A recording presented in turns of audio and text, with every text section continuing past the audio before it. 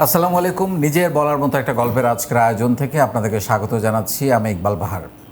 আমরা আজকে চেষ্টা করব একটা টোটাল সেলসের মাস্টার ক্লাস করতে, কারণ আমার সঙ্গে আজকে যিনি আছেন ইনি এই ব্যাপারে মাস্টার এবং উনি বেশ বড় বড় প্রতিষ্ঠানকে এই সেলস শেখান। সো আমরা আজকে একটু শেখার চেষ্টা করব। তবে আমি ব্যক্তিগতভাবে এইভাবে শুরু করতে চাই, সেটা হচ্ছে আমি মনে করি আপনি যদি ভালো সেল করতে চান তাইলে don't make sales. Yes, I repeat, আপনি যদি ভালো সেল করতে চান আপনি সেল করেন না, আপনি কাস্টমারের নিড তৈরি করেন, কাস্টমারকে কিনতে সাহায্য করেন, কাস্টমারের জন্য ভ্যালু তৈরি করেন, অসাধারণ কাস্টমার কেয়ার তৈরি করেন, কাস্টমার যাতে সিদ্ধান্ত নিতে পারে আপনার থেকেই কিনবে সেই এনভায়রনমেন্টটা তৈরি করেন, কাস্টমারকে জেতান। অনেকে মনে করেন কাস্টমারকে জেতান মানে কি আমি লসে বিক্রি করব?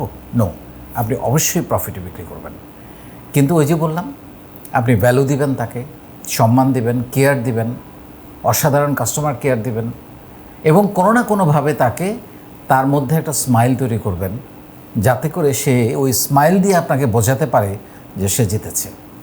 এই জায়গাটা আসলে সেলসের মূল জায়গাটা। আমরা শুধু বিক্রি বিক্রি বিক্রি করি, কিন্তু আমরা পেছনের কাজগুলো, এখন ডাইরেক্ট সেল খুবই বিপজ্জনক এবং খুবই কম হচ্ছে।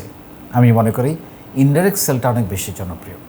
সো এই পুরো আলোচনাগুলো আমরা আজকে করব এবং তার মধ্যে যেটা থাকবে sales leadership, sales growth, AI for sales, emotional intelligence for sales, এই বিষয়গুলো নিয়ে আমরা আজকে আলাপ করব।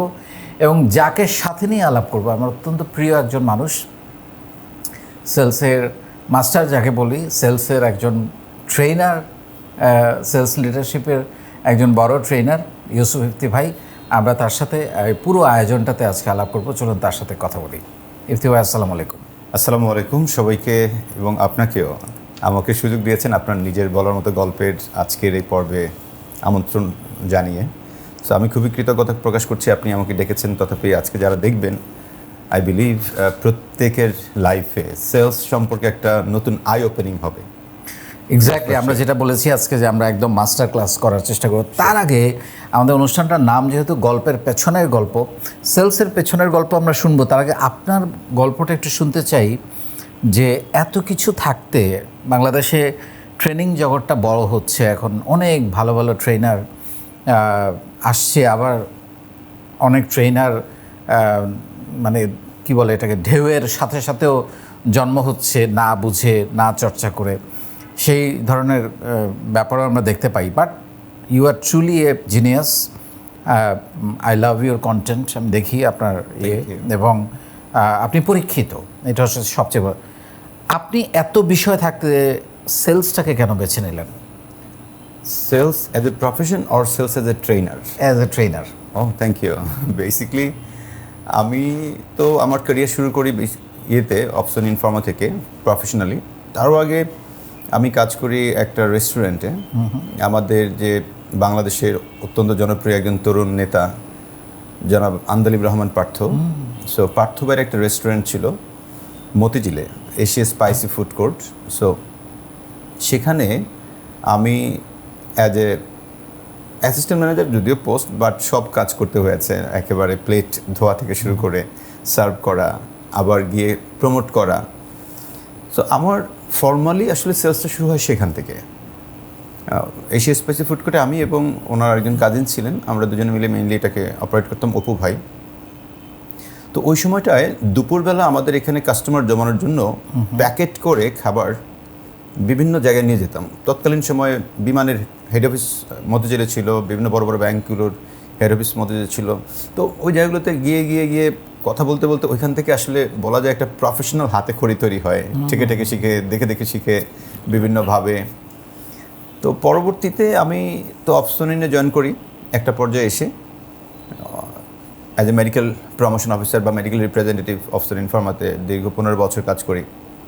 তো হঠাৎ করে আমার কাছে কেন যেন রিয়েলাইজ হলো যে আসলে এই চাকরিটা আমার সঙ্গে খুব বেশি স্যুট করছে না। কেন? 2012 সালে আমি একটা মুভি দেখেছিলাম, 3 ইডিয়টস মুভি। সেখানে একটা মূল স্পিরিট ছিল যে তুমি যেটাতে ভালো তুমি সেটা করো, তাহলে তোমার কাছে কাজ আর কাজ মনে হবে না, খেলা মনে হবে। আমি এখানে একটু আপনাকে জানতে চাই, এটা আমার নিজেরও জীবনের অভিজ্ঞতার সঙ্গে মিলে যায়। সেটা হচ্ছে কখন একটা মানুষের মধ্যে এই রিয়েলাইজেশনটা আসে যে আমি যেটা করছি এটা আমার ভালো লাগছে না, আমি আরও বেটার কিছু বা ডিফারেন্ট কিছু করতে পারি বা করতে চাই, কিন্তু কেন যেন ওইখান থেকে ছুটতে পারি না। তো একটা হলো রিয়েলাইজেশনটা কখন আসে, আর ছুটে যাওয়ার ম্যাজিকটা কি? আমার ক্ষেত্রে রিয়েলাইজেশন এসেছিলো আসলে আমি একটা ধাক্কা খাওয়ার পর। ওকে ওকে। সো ধাক্কাটা কি, আমি প্রফেশনালি খুবই তুখোড় পারফর্মার ছিলাম ইন টার্মস অফ সেলস। মানে আমরা যেহেতু সেলসের প্রফেশনে কাজ করি, আমাদের অ্যাচিভমেন্ট একটা অনেক বড় ফ্যাক্টর, আমাদের কিছু প্যারামিটার আছে। সো প্যারামিটারগুলোতে আমি খুব তুখোড় ছিলাম, বাট সামহাও আমার প্রমোশনটা হয় নাই ওই সময়টাতে। না হওয়ার কারণে ন্যাশনালি আমি খুবই একবারে একটা টকবগে ফিগার অপশন ইন ফার্মাতে, এবং আমারটা হবে এরকম একটা ব্যাপার, নিশ্চিত জিনিসটা হয় নাই। তো হয় নাই পরে আমার কাছে মনে হয়েছে ওকে, আল্লাহ যা করেন ভালোর জন্যই করেন। অ্যাবসলিউটলি।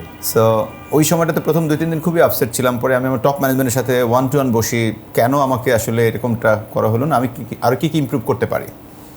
পরে যেটা দেখলাম যে আসলে ট্রুলি যদি আমি আমার কাজটাকে আর একটু ভালোবেসে করতে পারি, আরও একটু হয়তো আলাদা করে উপরে ওঠার সুযোগ আছে। তা না হলে এখানে কিছুটা হলেও একটু বায়াসনেস বিভিন্নভাবে তৈরি হয়।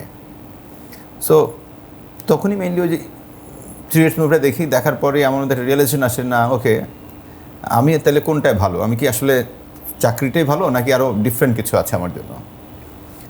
আলাদা একটা টেস্ট দিই তখন, MBTI টেস্ট, যেটা ইন্টারন্যাশনালি অনেকেই দিতে পারে। এরপরে ওইখানে আরেকটা টেস্টের আছে 16personality.com নামে, সেখানে গিয়েও একটা টেস্ট দিলে দেখা যায় যে আসলে আমার প্যাশন কোনটা। এবং আমি প্রিভিয়াসলি আমার কাজের সঙ্গে ওইটাকে তখন ম্যাচিং করানোর পর দেন আমার কাছে মনে হয় যে ইয়াস, আমি আসলে চেঞ্জ করতে চাই আমার প্রফেশনটা। বিকজ সেখানে এসেছিলো যে as a consultant, as a teacher, professor, রাজনীতিবিদ, এরকম একটা ব্যাপার। তো এদের মধ্যে দেখলাম যে আসলে ট্রেনার আমার জন্য অনেক suitable. That's why I decided যে আমি অ্যাজ এ ট্রেনার হব। এখন প্রশ্ন আসে যে আমি কখন ছাড়বো, মানে ওই যে আপনি বললেন আমার যে একটা পিছুটান আছে, পিছুটানটা থেকে আমি কিভাবে মুক্ত হব। তো এইটার জন্য আমি যেটা করেছি যে আমি যেহেতু ট্রেনার হব, নিজেকে প্রিপেয়ার করেছি অ্যাজ এ ট্রেনার রোলের জন্য। এখন অ্যাজ এ ট্রেনার আমাকে অনেক পড়াশোনা করতে হবে, আমাকে বেশ কিছু কোর্স কমপ্লিট করতে হবে নিজেকে তৈরি করার জন্য। তো আমার এখনও মনে আছে যে ওই সময়টা আমি ওয়ার্ল্ডের অনেকগুলো ইউনিভার্সিটি থেকে অনলাইনে কোর্সেরা, EDX এগুলোর মাধ্যমে মোর দ্যান 55+ কোর্সেস কমপ্লিট করেছি। অনেক দিন রাতে না ঘুমিয়েও অনেক কাজ করেছি। সো জ্ঞান বিতরণ করতে হলে জ্ঞান অর্জন করতে হবে। ইভেন ইন পার্সন ট্রেনিং বাংলাদেশে করেছি, আমি ইন্ডিয়াতে গিয়ে বেশ কিছু ট্রেনিং নিয়েছি। এই সময়টার মধ্যে আমার প্রায় 3-4 বছর কেটে গেছে নিজেকে প্রিপেয়ার করার জন্য। এবং জবও করছি, এবং জবকে কোনো রকম গ্যাপ দিচ্ছি না, বিকজ আমার মূল পড়াশোনাটা হয় রাতের বেলায় তখন। সো ইভেন এমনও হয়েছে যে অনেকদিন রাতে পড়তে পড়তে ফজর আজান দিয়ে ফেলছে, দেন নামাজ পড়ে আমি হয়তো 1 ঘন্টা ঘুমানোর সুযোগ পেয়েছি, আবার চাকরিতে চলে গিয়েছি। So it was very tough time for me. এবং যখন আমি জবটা ছেড়ে দেই, ওই ছেড়ে দেওয়ার ঠিক আগ মুহূর্তেই বাংলাদেশের একজন খুবই top notch trainer Kazi Mohammad, খুঁজে বের করি আসলে বাংলাদেশের টপ ট্রেনার কারা। সো কাজী স্যারের নাম চলে আসে অটোমেটিক্যালি, ওনারা তো টপ 5 টপ 10 এর মধ্যে চলে আসে। তো খুঁজে বের করে ওনার ইন্টারভিউ করলাম সেদিন আমি। দ্যাট ওয়াজ সুপার মানুষ। সো দেন ওনার সাথে আমি, উনি আমাকে 8 মাস ঘুরায়, 8 মাস পর্যন্ত ঘুরায়, মিনস হচ্ছে যে আমাকে হবে কি না অ্যাপয়েন্টমেন্ট দেয় না আর কি। ও আচ্ছা। তো উনি বলছে তুমি কি চাও আমাকে ইমেলে লিখে জানাও। তো ইমেল দেই, উনি ওর পাল্টা রিপ্লাই করে। তো আমি তো লেগে আছি। তো 8 মাস পরে উনি আমাকে সুযোগ দিয়েছেন যে ওকে তুমি আসো 5 মিনিটের জন্য আমার সঙ্গে 1-to-1 বসবা। তো সুবাস্তু নজরবলিতে ওনার একটা অফিস ছিল বাড্ডাতে, সেখানে গিয়ে ওনার সঙ্গে 1-to-1 বসি। বসার পরে উনি বললেন যে আচ্ছা ঠিক আছে, আচ্ছা ইন বিটুইন ওনার সঙ্গে আমি 2-একটা ট্রেনিংয়ে অ্যাটেন্ড করি নেটওয়ার্কিং করার জন্য, ওনার সাথে কথা বলার জন্য, তারপরে সুযোগটা দিয়েছে। আমার কিউরিওসিটি, মানে এই অভ্যাসটা আমার মধ্যেও আছে, এবং আমি অনেককে বলি যে আমার জীবনে ক্ষুদ্র যতটুকু সফলতা এসেছে লাইফে, তার one of the big reason, 2টো কারণকে আমি বলি। একটা হচ্ছে আমি ভীষণ পরিশ্রম করতে পারি, আর একটা হচ্ছে আমি লেগে থাকা একজন মানুষ, মানে কোনো একটা কাজে আমি পাগলের মতো লেগে থাকি। এই যে একটা মানুষের সঙ্গে দেখা করার জন্য 8 মাস লেগে থাকার ধৈর্য, হাউ, মানে এটা কি স্বপ্ন নাকি এটা মানে কি বলে এটাকে, যে আমার পেতে হবে, আমি ছাড়বো না, এরকম? মানে আমাদের তো অনেকের ধৈর্য নাই। আমি যখন কোনো একটা গোল সেট করি, কোনো একটা জিনিসকে আমি অ্যাচিভ করবো মনে হয়, তখন আমার ছোটোবেলার কথা মনে হয়। ধরেন আমরা যখন ছোট থেকে বড় হয়েছি, অনেকেই তো আমরা সেই গানের মতো একটা সবার জীবনে প্রেম আসে, হ্যাঁ। সো কোনো একটা আমার অপোজিট জেন্ডার, তাকে পাওয়ার জন্য আমি করি না এমন তো কোনো কাজ নাই। তাকে পেতে গিয়ে কয়টা প্রেম আসছিল? না, ওইরকম আসে নাই, একটা আসছিল কোনো রকম, তাও অনেক দূরের প্রেম। সো একজন মানুষকে পেতে গিয়ে কিন্তু আমরা অনেক স্যাক্রিফাইস করি, রোদে ভিজি দাঁড়িয়ে থাকি, তার বন্ধুরে ধরি, বান্ধবীরে ধরি, এই করি, খালাতো বাইরে ধরি, ছোট বাইরে চকলেট কিনে দেই, এবং নো ওয়েটিং, মানে ঘন্টার পর ঘন্টা সেটাকে আর ওয়েটিং মনে হয় না। রাইট। সো এই যে কনসিস্টেন্সির যে ব্যাপারটা, যখনই আমি কোনো একটা গোল সেট করি যে আমি এটা করতে চাই, তখনই আমার ব্যাক ইন মাইন্ডে আমি নিজেকে পুশ করি যে ইয়াস, তুমি কিন্তু একটা প্রেমে পড়ছো। সো এই প্রেমে পড়ার জন্য তোমাকে এটা না পাওয়া পর্যন্ত লেগে থাকতে হবে, লেগে থাকার জন্য যা যা করার তুমি করবে, but it should be earn. আমি আমার I have millions of students, আমি তাদেরকে এই সূত্রটাই বলি আর কি, যে তুমি আমাকে জিজ্ঞেস করো স্যার লেগে থাকবো কীভাবে, তাই বলে লেগে থাকার একটাই উপায়, প্রেমে পড়ো। রাইট। সো প্রেমে পড়া ছাড়া লেগে থাকার কোনো সুযোগ নাই। This is the only formula যেটা সবাই অ্যাপ্লাই করে, এবং আপনিও তাই বললেন। অ্যাবসলিউটলি। এখন হয় কি, আমরা অনেকে লেগে থাকতে পারি না, এটার বড় কারণ হলো যে আসলে আমি বেশি দূর দেখতে পারি না অনেকে। আমার কাছে বিষয়টা একেবারে ক্লিয়ার হয়ে যায়। এক্সাম্পল, আমি হয়তো সেট করলাম যে আমি আগামী মাসে এই কাজটা করব, তো এর মাঝখানে আমাকে আসলে আটকাতে পারেন একটা কারণে, ওই কাজটা করার পরে আমার কি কি হবে, কোন কোন জায়গাটা চেঞ্জ আসবে, next another 6 months or 1 year কোন জায়গাটা চেঞ্জেস হবে, এই ক্যালকুলেশনটা আমি করে ফেলি।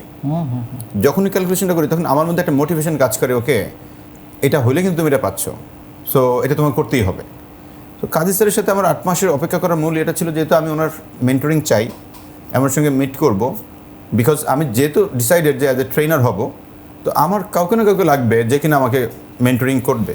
আপনার এই কথার মধ্যে আরেকটা প্রশ্নের উত্তর কিন্তু আমরা প্রতিনিয়ত তাদেরকে কিছু মেসেজ দেওয়ার চেষ্টা করছি যারা শুনছেন, সেটা হচ্ছে যে আপনি যেটা হতে চান সেই ফিল্ডে বেস্ট যে, রাইট, তার সাথে আপনি মিট করেন বা তাদের সাথে আপনার সার্কেলটা তৈরি করেন।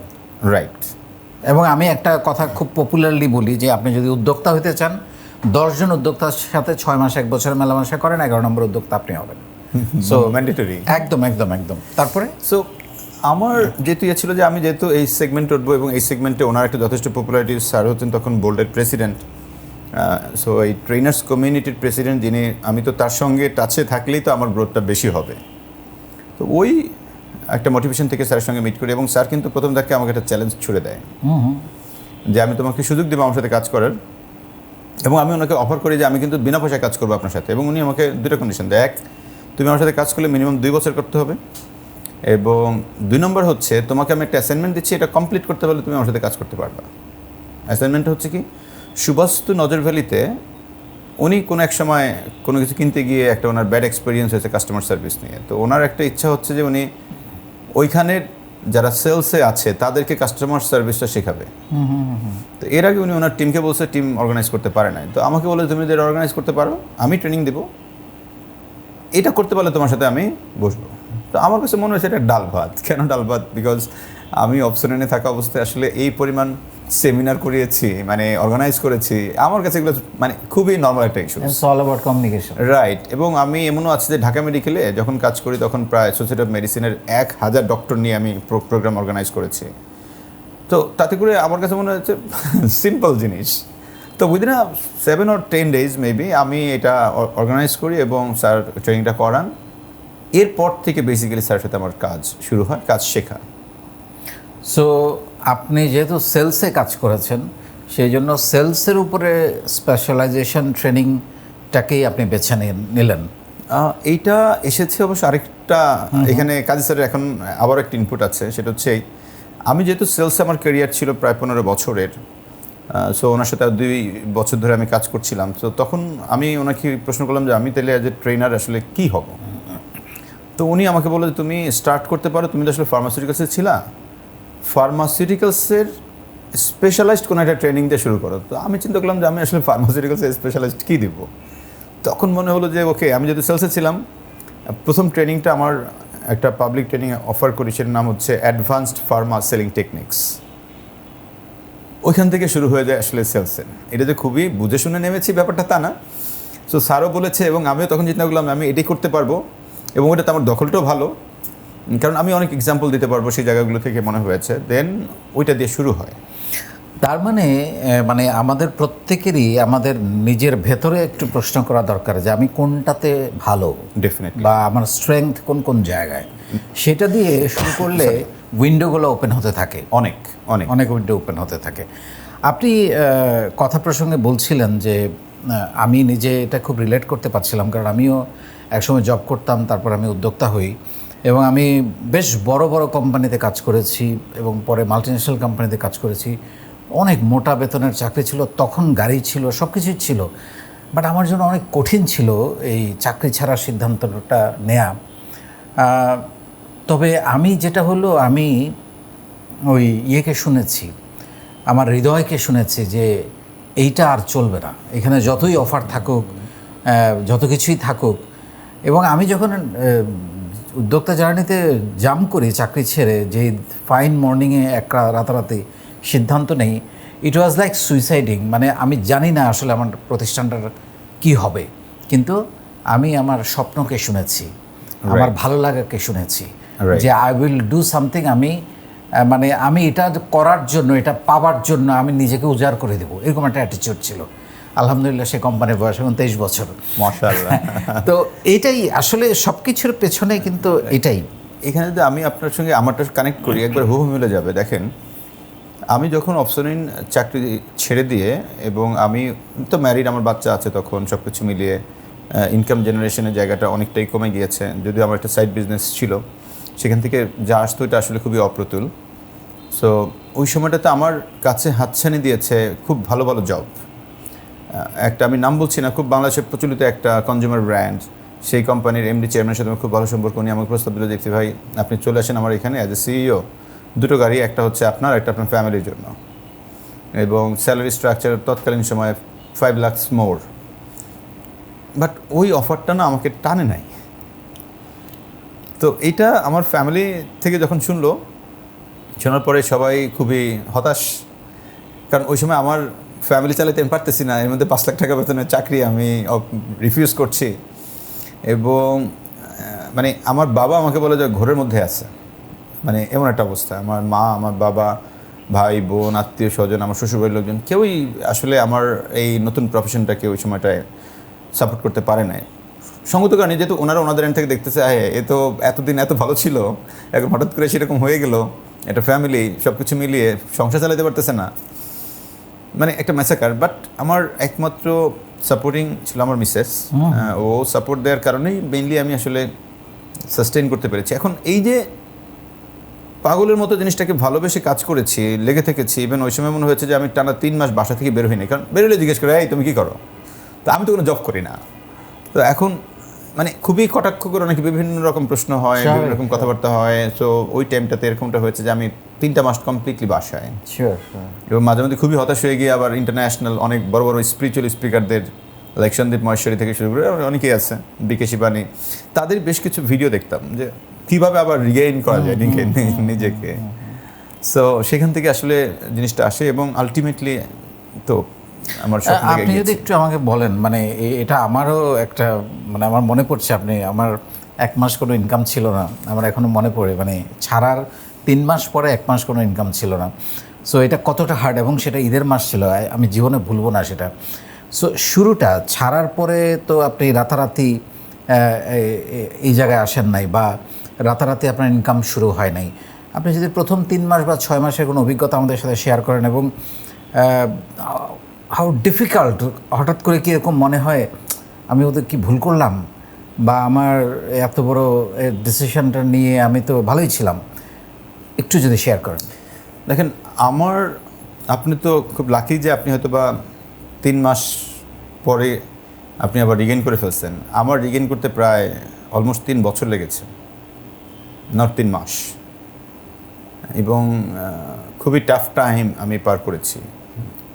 সরি, আপনি তো একটা ঈদের কথা বললেন, আমি এরকম কয়েকটা ঈদ পার করতে হয়েছে। ইভেন আমার এখনও মনে আছে, আমি যখন থেকে আমার ইনকাম জেনারেশন শুরু হয়, আমি কখনোই কোরবানের ঈদে কোরবান দেইনি, এরকম ঘটনা ঘটে নাই। বাট ডিউরিং ওই টাইমটাতে এক ঈদে আমি লজ্জায় বাড়ি যাচ্ছি না আর কি, আমার বাড়ি ভোলাতে। তো আমার বড় ভাই বলছে তুই যাবি না কেন? তাই আমি বললাম তো বুঝতেই আছেন আমার কাছে টাকা টুকা নাই, সব কিছু মিলে ফ্যামিলি সহ যাবো। তো ও 5,000 টাকা পাঠিয়ে দিছে, বলে ঠিক আছে ভাড়া আমি দিলাম, তো চলে আয়।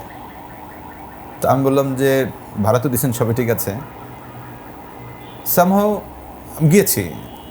যাওয়ার পরে না, ঈদের দিন ইউজুয়ালি আমরা আমাদের গ্রামে সবসময় বেশ ঘটা করে কোরবানি, যেটা কমনলি ঘটে গ্রামে। রাইট। তো ফ্যামিলিয়াল, আমার যে গ্রামের বাড়ি, আমার বাবা মা সবাই তো একটা সম্ভ্রান্ত ফ্যামিলি মেনটেন করে। বাট আমার নিজের কাছে তো ছোটো লেগেছে, মানে পুরোটা ঈদের দিন আমি খুবই কষ্টে কেটেছে আর কি। ইনফ্যাক্ট আমি বাসা থেকে বের হই নাই আর কি, এরকম একটা ব্যাপার ঘটছে। খুবই নিজেকে প্রশ্নবিদ্ধ করছিলাম তখন, যাচ্ছে আমি কি আমার ফ্যামিলিকে ঠকাচ্ছি, আমি কি আমার সন্তানকে ঠকাচ্ছি, স্ত্রীকে ঠকাচ্ছি। প্রচণ্ড রকম এরকম নিজেকে দংশন করেছে আর কি অনেক কথায়। বাট তারপরেও কোনো একটা জায়গা থেকে আবার দেখতে যে না, একটু দূর থেকে আলো দেখা যাচ্ছে, যে না আমি ওইদিকেই হাঁটবো, সরবো না। কারণ ওই সময় অনেক অফার ছিল। আপনি জানেন যে আমরা যারা সেলসে চাকরি করি, সেলসে ওয়ান্স কেউ যদি 1-2 বছর চাকরি করে, ওনার আর চাকরির আসলে অভাব নেই। ও চাইলে যে কোনো কোম্পানিতে যেতে পারেন। যে কোনো কোম্পানি মিনস হয়তো টপ কোম্পানি না হলেও একটা লেভেলের কোম্পানিগুলোতে ইজিলি মুভ করা যায়, কোনো ফ্যাক্টরি না। সো আমার কাছে যেহেতু ফার্মাসিউটিক্যালস কোম্পানির আমার যথেষ্ট এক্সপিরিয়েন্স ছিল, আমার অনেক সিনিয়র বড় স্যারেরা ছিলেন বিভিন্ন বড় বড় কোম্পানিতে, খুব করে ডাকতো যে এই তুমি চলে আসো, এই জয়েন করো, মানে অনেক ফোন পাইতাম। বাট যাইনি আর কি। এবং ওই টাইমটা খুবই খারাপ করেছে। মানে আমার এখনও একটা ঘটনা মনে পড়ে যে একদিন আমার মিসেস আমাকে 100 টাকা দিয়ে বললো যে তুমি এটা একটু নিয়ে এসে, আসা যাওয়া রিক্সা ভাড়া যাবে 80 টাকা, আর 20 টাকার কী যেন একটা আনবো আর কি এরকম। তো আমি 80 টাকা সেভ করার জন্য পায়ে হেঁটে গিয়েছি। এবং it was very tough. I can relate এই কারণে যে ওই যে বললাম একটা ঈদের কথা, আমি মানে চাকরি শুরু থেকেই অফিসের গাড়িতে চলেছি শেষ দিন পর্যন্ত। তখন আমার কোনো গাড়ি নাই, তো আমি বাসে করে গ্রামে যাচ্ছি। গ্রামে তো যেতেই হবে, ঈদের বাবা ছিলেন তখন। তো বাবাকে তো বলতে পারতেছি না আমার ইনকাম নাই, কারণ এগুলো তো বলা যায় না, তাই না? তো সায়দাবাদ বাস স্ট্যান্ডে বাসে করে বাড়িতে যাব। এবং ঈদের সময় যেটা হয়, প্রচণ্ড ভিড়ের কারণে বাসগুলো টাইমলি আসতে পারে না। এবং সায়দাবাদ বাস স্ট্যান্ডে আমি প্রায় 4-4.5 ঘন্টা বসেছিলাম একটা লাগেজের উপরে বাসের জন্য ওয়েট করতে গিয়ে। তখন আমার বারবার মনে হচ্ছিল যে একটা গাড়ি ভাড়া করলে 3,000 টাকা লাগবে মাত্র, কিন্তু আমি ওইটা করার সাহস পাচ্ছিলাম না। এবং ওয়েট করে বাসে করে গিয়েছি, 100 টাকা না 150 টাকা ভাড়া। তো যাই হোক, মানে আসলে দিস ইজ লাইফ অ্যাকচুয়ালি। আমরা অনেকেই ভাবে যে জীবনটা বোধহয় এরকমই, এখন যা দেখছি আমরা ইচ্ছা মতো যে কোনো গাড়িতে চড়তেছি, কিন্তু জীবনটা আসলে এরকম না, কখনোই না। এটার পেছনে অনেক গল্প আছে। আমি আজকে যে গল্পটা বললাম আমি কোনোদিন বলি না, এটা আপনার সঙ্গে আস্তে আস্তে এসে গেল। But today you are very proud যে হোয়াট ইউ ডিড। অ্যাবসলিউটলি। এবং প্রত্যেকটা জার্নি আমি খুবই প্রাউড করার মতোই। এবং আমি মাঝে মধ্যে নিজেকে নিজে ক্রেডিট দিই যে Ifti you did excellent, because তুমি যে লেগেছিলাম, তুমি যে কষ্ট করছো, এইটা আসলে ইয়ে ছিল। কারণ এখন আমার চারপাশে যে সকল মানুষ আছে, আমার রিলেটিভস থেকে শুরু করে সবাই তো আমাকে নিয়ে প্রাউড করে। ইভেন এমন অনেকে আমি মেসেজ পাই যে ইফতি ভাই, আজকে আমি আমার টিম মেম্বারকে আপনার ছবিটা দেখাইছি, দেখায় বলছি দেখো একসময় কিন্তু ওনার সাথে আমি কাজ করছি। এর অসংখ্য ঘটনা আছে, যেটা আপনার ক্ষেত্রে ঘটে নিশ্চয়ই। Absolutely right. সো আমরা যেতে চাই, আমরা এখন ওই যে বললাম মাস্টার ক্লাসটা শুরু করব। শিওর। 4টা যে বিষয় আমরা আজকে বেছে নিয়েছি। প্রথমেই আমরা আসি সেলস লিডারশিপ। রাইট। এইটা যদি আপনি একটু আমাদেরকে জ্ঞান দেন যে কিভাবে এই জায়গাটাতে একজন নতুন উদ্যোক্তা বা একজন নতুন চাকরিজীবী, যেই হোক, একজন তরুণ বা একজন তরুণী কীভাবে এই জায়গাটাতে নিজেকে আয়ত্ত করতে পারবে। রাইট। দেখেন, ফার্স্ট অফ অল আমাদের একটু ক্লিয়ার হওয়া দরকার যে হোয়াট ইজ সেলস লিডারশিপ। আমরা তো leadership it's a common term, but যখন এটা সামনে সেলসটাকে যুক্ত করা হয় তাহলে সেলসের লিডারশিপ, আমরা যদি এটা একটা খুব কানেক্টিং উত্তর দিতে চাই এরকম, ডাক্তারদের মধ্যে এমবিবিএস ডাক্তার যারা, তারা হচ্ছেন জেনারেল প্র্যাকটিশনার বলি আমরা তাদেরকে। যখন উনি এটার সঙ্গে কোনো একটা ডিগ্রি অ্যাড করেন, এক্সাম্পল আমি এমডি কার্ডিওলজি অ্যাড করলে তখন উনি কার্ডিওলজিস্ট হয়ে গেলেন। যখন এফসিপিএস মেডিসিন অ্যাড করলেন মেডিসিন স্পেশালিস্ট হলেন। যখন আমি এমএস সার্জারি যুক্ত করছি তখন সার্জারি ডাক্তার হয়ে গেলেন। অ্যাবসলিউটলি। সিমিলারলি আমরা যারা লিডার তাদের সেলস ট্র্যাক থেকে উঠে এসে উনি যদি সেলসের মানুষদেরকে নেতৃত্ব দেয়, স্পেসিফিকভাবে ওই সকল লিডারদেরকে বলছি আমরা সেলস লিডার, এবং এই লিডারদের যেই দক্ষতাগুলো থাকা দরকার সেগুলো মেনটেন যদি তার মধ্যে ঘটে তাহলেই আমরা তাকে বলছি সেলস লিডারশিপ। এখন নর্মাল লিডার এবং সেলস লিডারের মধ্যে বেসিক কিছু পার্থক্য আছে। আমি যদি একটা কমন উদাহরণ দিই তাহলে আপনি আরেকটু রিলেট করতে পারবেন। ধরেন একটা কর্পোরেটের লিডার, সে হচ্ছে তার টিম চালায়, ধরে নেই সেটা একটা কমার্শিয়াল ডিপার্টমেন্ট অথবা এইচআর ডিপার্টমেন্ট, হোয়াট এভার। তো এখন রাতে 12:30টার দিকে যদি তার টিম মেম্বার ফোন দেয়, ওই লিডার ফোন রিসিভ করবে কিনা সেটাই সন্দেহান। যদি রিসিভ করেও, এই তোমার কি জ্ঞান নাই, রাতের বেলা ফোন দিয়েছো তুমি, এবং ফোন দিয়ে তুমি একটা পার্টি সম্পর্কে কথা বলতেছো, কোনো একটা ক্লায়েন্ট সম্পর্কে, এটা তাই হবে কিন্তু কমনলি। বাট একজন সেলসের লিডার যে, তাকে কিন্তু 12:30টার সময় ফোন দিলে, আরে কী খবর, ও এই ঝামেলা হচ্ছে, আচ্ছা ঠিক আছে আমি এখন দেখতেছি, দাঁড়ান আমি সলভ করে দিতেছি। বিকজ সেলসের লিডার যে, সে জানে তার কলিগটা এখনও অনেক ক্লায়েন্টকে সার্ভিস তাকে দিতে হচ্ছে এবং সেটার সঙ্গে ইউজ টু। তো এই যে একটা ডাইভার্সিফাইড ব্যাপারটা আছে, এই নেতৃত্বের জায়গাগুলোর অনেকগুলো জায়গায় এরকম ব্যতিক্রম তার আছে। মানে লিডার তো, আপনি পরের যে উদাহরণটা দিলেন সেলস লিডার তো বেসিক্যালি ওরকমই হওয়া উচিত। রাইট, সেলসের লিডার স্পেশালি। হ্যাঁ, মানে সব ধরনের লিডারই এরকমই হওয়া উচিত। সব ধরনের হওয়া উচিত। এখন আমরা তো আসলে হই না, ওনারা তো মনে করে যে আমার 6টা পর্যন্ত অফিস, 6টার পর আমাকে ফোন দিবে কেন। আর ফোন দেবে না। আচ্ছা, আপনি বলছিলেন যে কিছু স্পেসিফিক বা কিছু স্পেশাল দক্ষতা থাকা দরকার এইসব Right. সেলস লিডারদের, যদি কয়েকটা দক্ষতার কথা আমাদেরকে বলেন। এটা একটা গল্পের ছলে বলি আর কি। গত 3-4 দিন আগে আমার সঙ্গে চিটাগং ইউনিভার্সিটির একজন স্টুডেন্ট 1-to-1 বসেছিল, 1-to-1 কোচিংয়ের জন্য অনলাইনে। সো সে এখন বিবিএর 3rd ইয়ারে উঠবে আর কি। তো আমারে বললো যে ভাইয়া আমি তো আসলে সেলসেই ঢুকতে চাই এবং আমার আলটিমেট লক্ষ্য হচ্ছে সেলসের একজন বড় লিডার হতে চাই। তাহলে আমি এখন কি কি দক্ষতা বাড়ালে আমার মধ্যে এটা বাড়বে? তো আমি তখন তাকে পাল্টা প্রশ্ন করলাম, আপনার দেখা মতো একজন ভালো সেলস লিডার চিনেন এমন কোন একজনের নাম বলেন। তো উনি এবার একজনের নাম বলেছেন। তা আমি বললাম যে ওনার মধ্যে কি কি দক্ষতা আপনার কাছে আছে বলে মনে হয়? তখন সে আমাকে বলে, স্যার সে তো ভালো কমিউনিকেট করতে পারে। তো আমি বললাম ওকে, তার মানে কমিউনিকেশন স্কিলস রাইট লাগবে। 2 নম্বর বলছে, ওনার কথা তো আমরা খুব মন্ত্রমুগ্ধের মতো শুনি, পারসুয়েশনটা করতে পারে ভালো। ওকে, তাহলে কি লাগবে? পারসুয়েসিভ স্কিলস, যেটাকে আমরা খুবই অনেকে বলি যে কোনো মানুষকে কানেক্ট করে কথা বলার যে একটা কনভিন্সিং স্কিলস। পারসুয়েশন একটু ডিফারেন্টভাবে আরও ইন ডেপথ, সেটা শেখা। দেন সে বলছিল যে তাদেরকে তো অনেক পাবলিকের সামনে কথা বলতে হয়, তাহলে কী স্কিলস লাগবে? তো সে বলছে যে ইয়াস, পাবলিক স্পিকিং স্কিলস। ওকে, দেন ওনার কথার মধ্যে আরও অনেকগুলো বের হতে হতে উনি তখন বলছিলেন যে তাহলে টাইম ম্যানেজমেন্ট একটা বড় ফ্যাক্টর, সেটা লাগবে। দেন ইমোশনাল ইন্টেলিজেন্স, কারণ সেলসের মানুষ প্রচুর রিজেকশন খায়। সো কলিগরা অনেক কথা বলে, উপর থেকে কথা আসে, একজন লিডার হিসেবে তাকে অনেক জিনিসকে ব্যালেন্স করতে হয়। তো সেখানে ইমোশনাল ইন্টেলিজেন্সের একটা বড় ফ্যাক্টর আসে। স্ট্রেসকে ম্যানেজ করতে পারার একটা দক্ষতা তার খুব দরকার, যেটা সেলসের লিডারদের একবার থাকতেই হবে, এটা ম্যান্ডেটরি। দেন সে বলছিল যে অ্যানালাইটিক্যাল স্কিল, কারণ সেলসে আমি গত মাসে কত বিক্রি করছি, এই মাসে কত বিক্রি করছি, সামনে কত করব, অ্যানালাইসিস করতে হয়। সো অ্যানালিটিক্যাল স্কিলস তার থাকা চাই।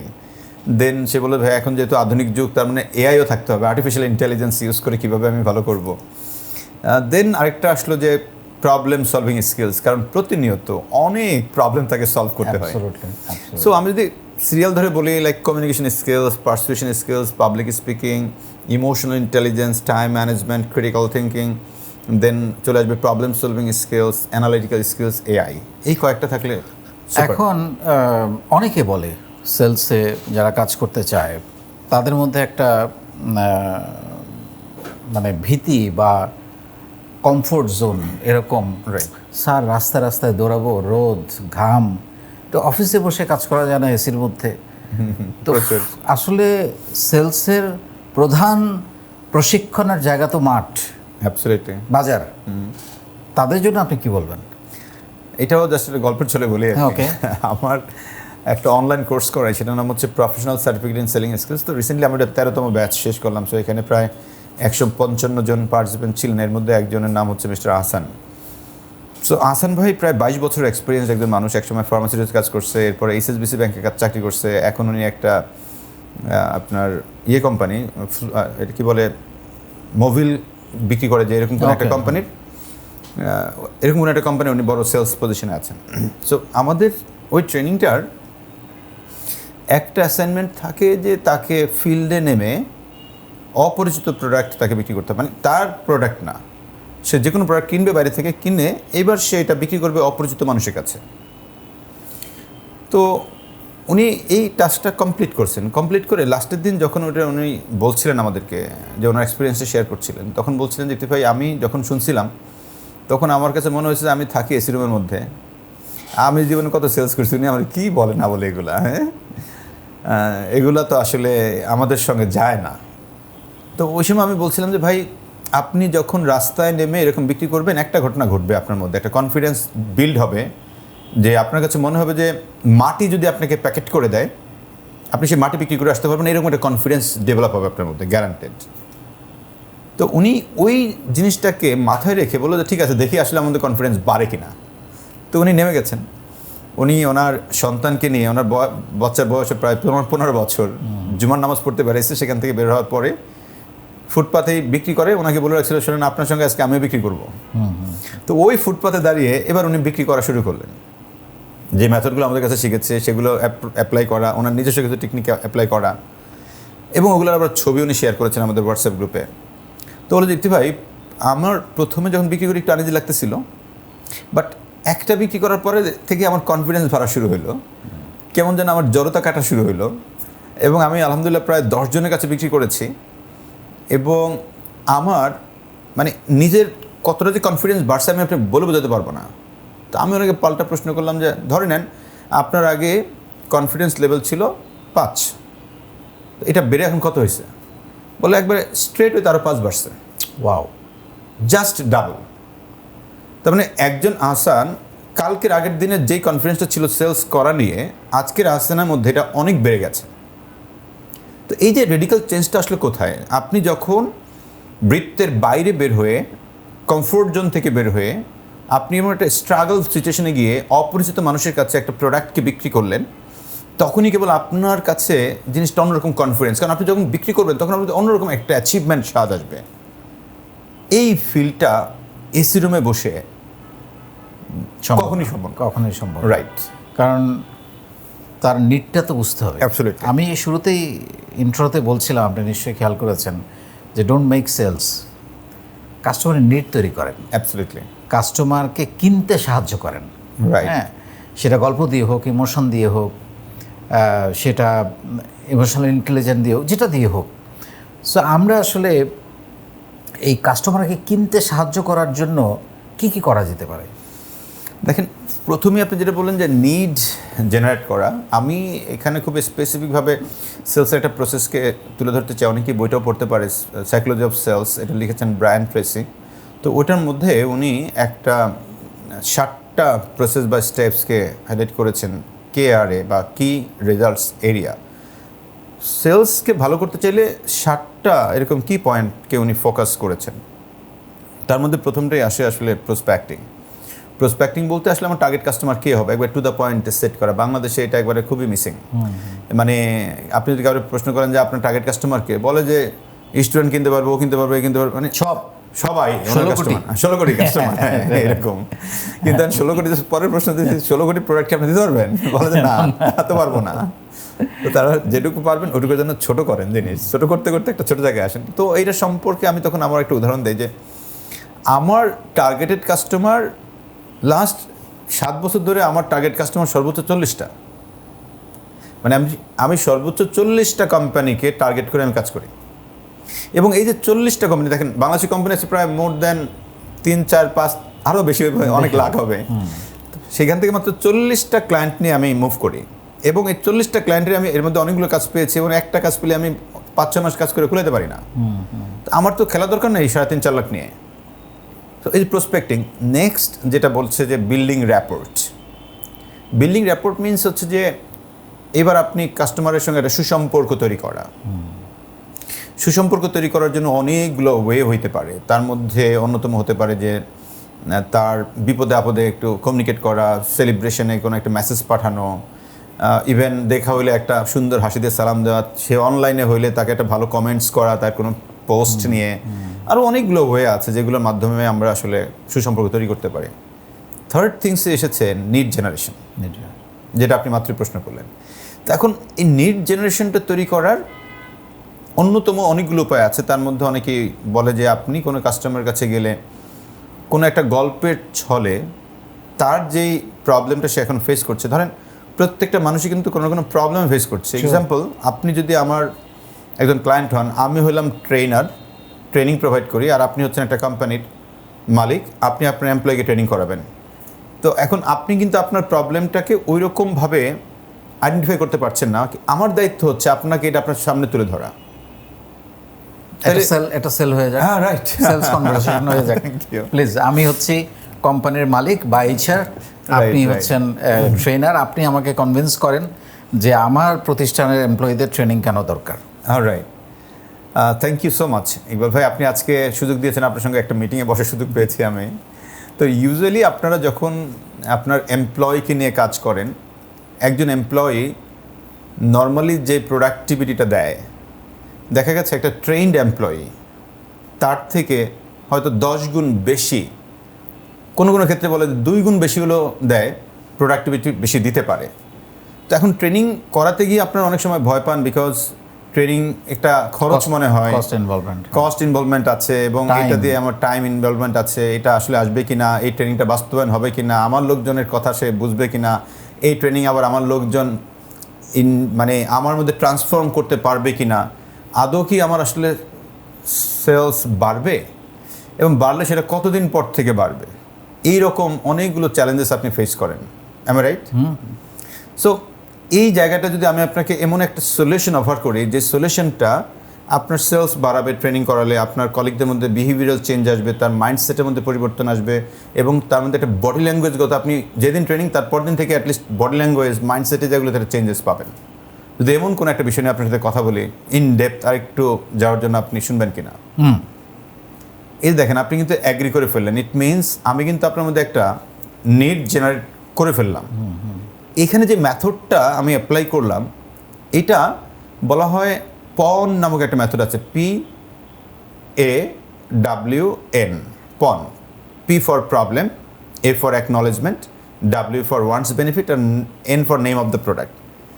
লাইক যে কোনো কাস্টমারের কাছে আপনি সে প্রবলেম ফেস করে এমন কোনো একটা প্রবলেম নিয়ে আপনি তুলে ধরবেন। এখন প্রোডাক্ট টু প্রোডাক্ট ভেরি করবে, কনভারসেশন টু কনভারসেশন ভেরি করবে, এটা সিচুয়েশন বুঝে আপনি কোন প্রবলেমটা তুলে ধরবেন সেটা আপনাকে ডিসাইড করতে হবে আগে থেকে। ওকে, এই প্রবলেমটা তুলে ধরার পর তার কাছ থেকে অ্যাকনলেজ নেওয়া, আসলে সে ফিল করে কিনা। আপনি কিন্তু একটা আমার সঙ্গে অ্যাকনলেজ করেছেন, দেন কিন্তু আমি বলছি যে যদি এইরকমটা ওভারকাম করে এই জিনিস আপনি আসলে এই বেনিফিটটা চান কিনা, তারপরে হ্যাঁ চাই, দেন আমি বলছি তাইলে কি আমরা একটা ডেপথে ঢুকবো। এটুকু পর্যন্ত যে আসলাম, আমি নিড জেনারেশন প্রথম প্রোডাক্ট তৈরি করেছি। অসাধারণ, অসাধারণ। আমার আরেকটা জানার বিষয়, যারা সেলসে প্রফেশনাল হইতে চায় বা সেলসে ভালো করতে চায়, তাদের একটা ভীতি কাজ করে, sales versus monthly target. Right, এইটাকে রেস করার জন্য বা এই স্ট্রেসটাকে মিনিমাইজ করার জন্য আপনার কি অ্যাডভাইস হবে? খুবই সহজ আছে। আমি সহজ একটা বলার আগে ওই ব্র্যান্ড ট্রেসির 7টা কেয়ারের বাকি এটা শেষ করে 3-4টা জাস্ট একটু আমি হালকা বলে দিই, তাহলে আপনার দর্শক যারা আছে, নিড জেনারেশনের পরে হচ্ছে প্রেজেন্টেশন। প্রেজেন্টেশন মিনস আমরা যে তখন তাকে আমার প্রোডাক্টের ব্রিফটা সুন্দর করে করব।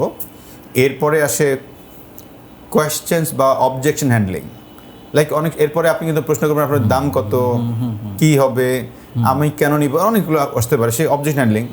এরপরে হয় ক্লোজিং, যে এরপরে তাকে ক্লোজ করার জন্য বলা, দেন রেফারেন্স অ্যান্ড রেফারাল বলে, যে আপনি ওনার কাছে বিক্রি করার পরে এরপরে আমি তাকে আবার কিভাবে সার্ভিসটা ফলো আপ করবো এবং তার কাছ থেকে আবার আরেকটা রেফারেন্স অন্য জায়গায় যাবো। এই 7টা কি পয়েন্টস বেসিক্যালি ব্র্যান্ড রয়েছে। যারা আজকে দেখছেন তাদের সবাই আমি অনুরোধ করবো যে এখন তো ধরেন এআইয়ের যুগ, এআইতে আপনার 7KRA অফ ব্রায়ান ট্রেসি লিখে সার্চ দিলে উনি 7টে স্টেপস পেয়ে যাবেন এবং ওইটার আরও ডেপথ জানার জন্য উনি জানতে পারবেন। এবং ওনার প্রোডাক্ট যদি লিখে দেয় যে আমার প্রোডাক্ট এগুলা, আমি এটা কিভাবে সাজিয়ে করব এটা আমাকে লিখে দাও, সেটাও করে দিবে আর কি। অসাধারণ, দারুণ একটা টিপস দিলেন। এটা অনেকেই জানে না, মানে আমরা Thank যারা চ্যাট জিপিটি ইউজ করি তারা লুকায় লুকায় শিখে ফেলছি আর কি। Great, thank you. তো আমরা এখন সেলস ভার্সেস টার্গেট, এই ভীতিটা দূর করার জন্য আপনি কি ট্রিক্স দিবেন? এটা দূর করার জন্য খুব সহজ একটা বিষয়। দেখেন, টার্গেট এটা কি আপনি সেট করছেন নাকি আপনার ম্যানেজমেন্ট সেট করে? ম্যাক্সিমাম ক্ষেত্রে যারা ভয় পায় তার মানে সে চাকরিজীবী, কারণ মালিক তো টার্গেটে ভয় পায় না।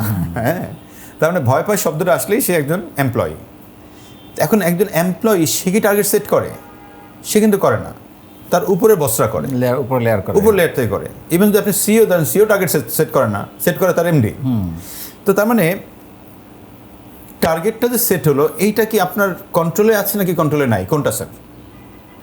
কন্ট্রোলে আছে। কন্ট্রোলে নাই তো। ও আচ্ছা, সেট তো আপনি করেন নাই। না না, রাইট। টার্গেট কিভাবে করবেন মানে সেটা আপনার কন্ট্রোলে আছে। যে এক্সিকিউট করবে তার কথা বলছেন, রাইট। যে এক্সিকিউট করবে তার হাতে কিন্তু টার্গেট সেটিং এর অপশনটা তার কাছে নাই।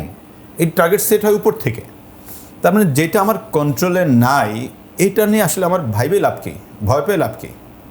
হ্যাঁ, এখানে একটা কার্ট লুইন নামক এক ভদ্রলোক আছেন। সিন্স 1940-তে উনি প্রথম গবেষণা করে একটা কনসেপ্ট আবিষ্কার করেন। পরবর্তীতে the 7 habits of highly effective পিপলের মধ্যে স্টিফেন আর কভি 7টা হ্যাবিটসের একটা হ্যাবিটকে এটা তুলনা করেছেন যে circle of influence and circle of concern. তো উনি বলছেন যে যেই বিষয়গুলো আমাদের কন্ট্রোলে নাই এগুলোকে বলা হয় সার্কেল অফ কনসার্ন, যে বিষয়গুলো আমাদের কন্ট্রোলে আছে এটাকে বলা হয় সার্কেল অফ ইনফ্লুয়েন্স। তার মানে টার্গেটটা কনসার্নের ঘরে যাবে নাকি ইনফ্লুয়েন্সের ঘরে যাবে?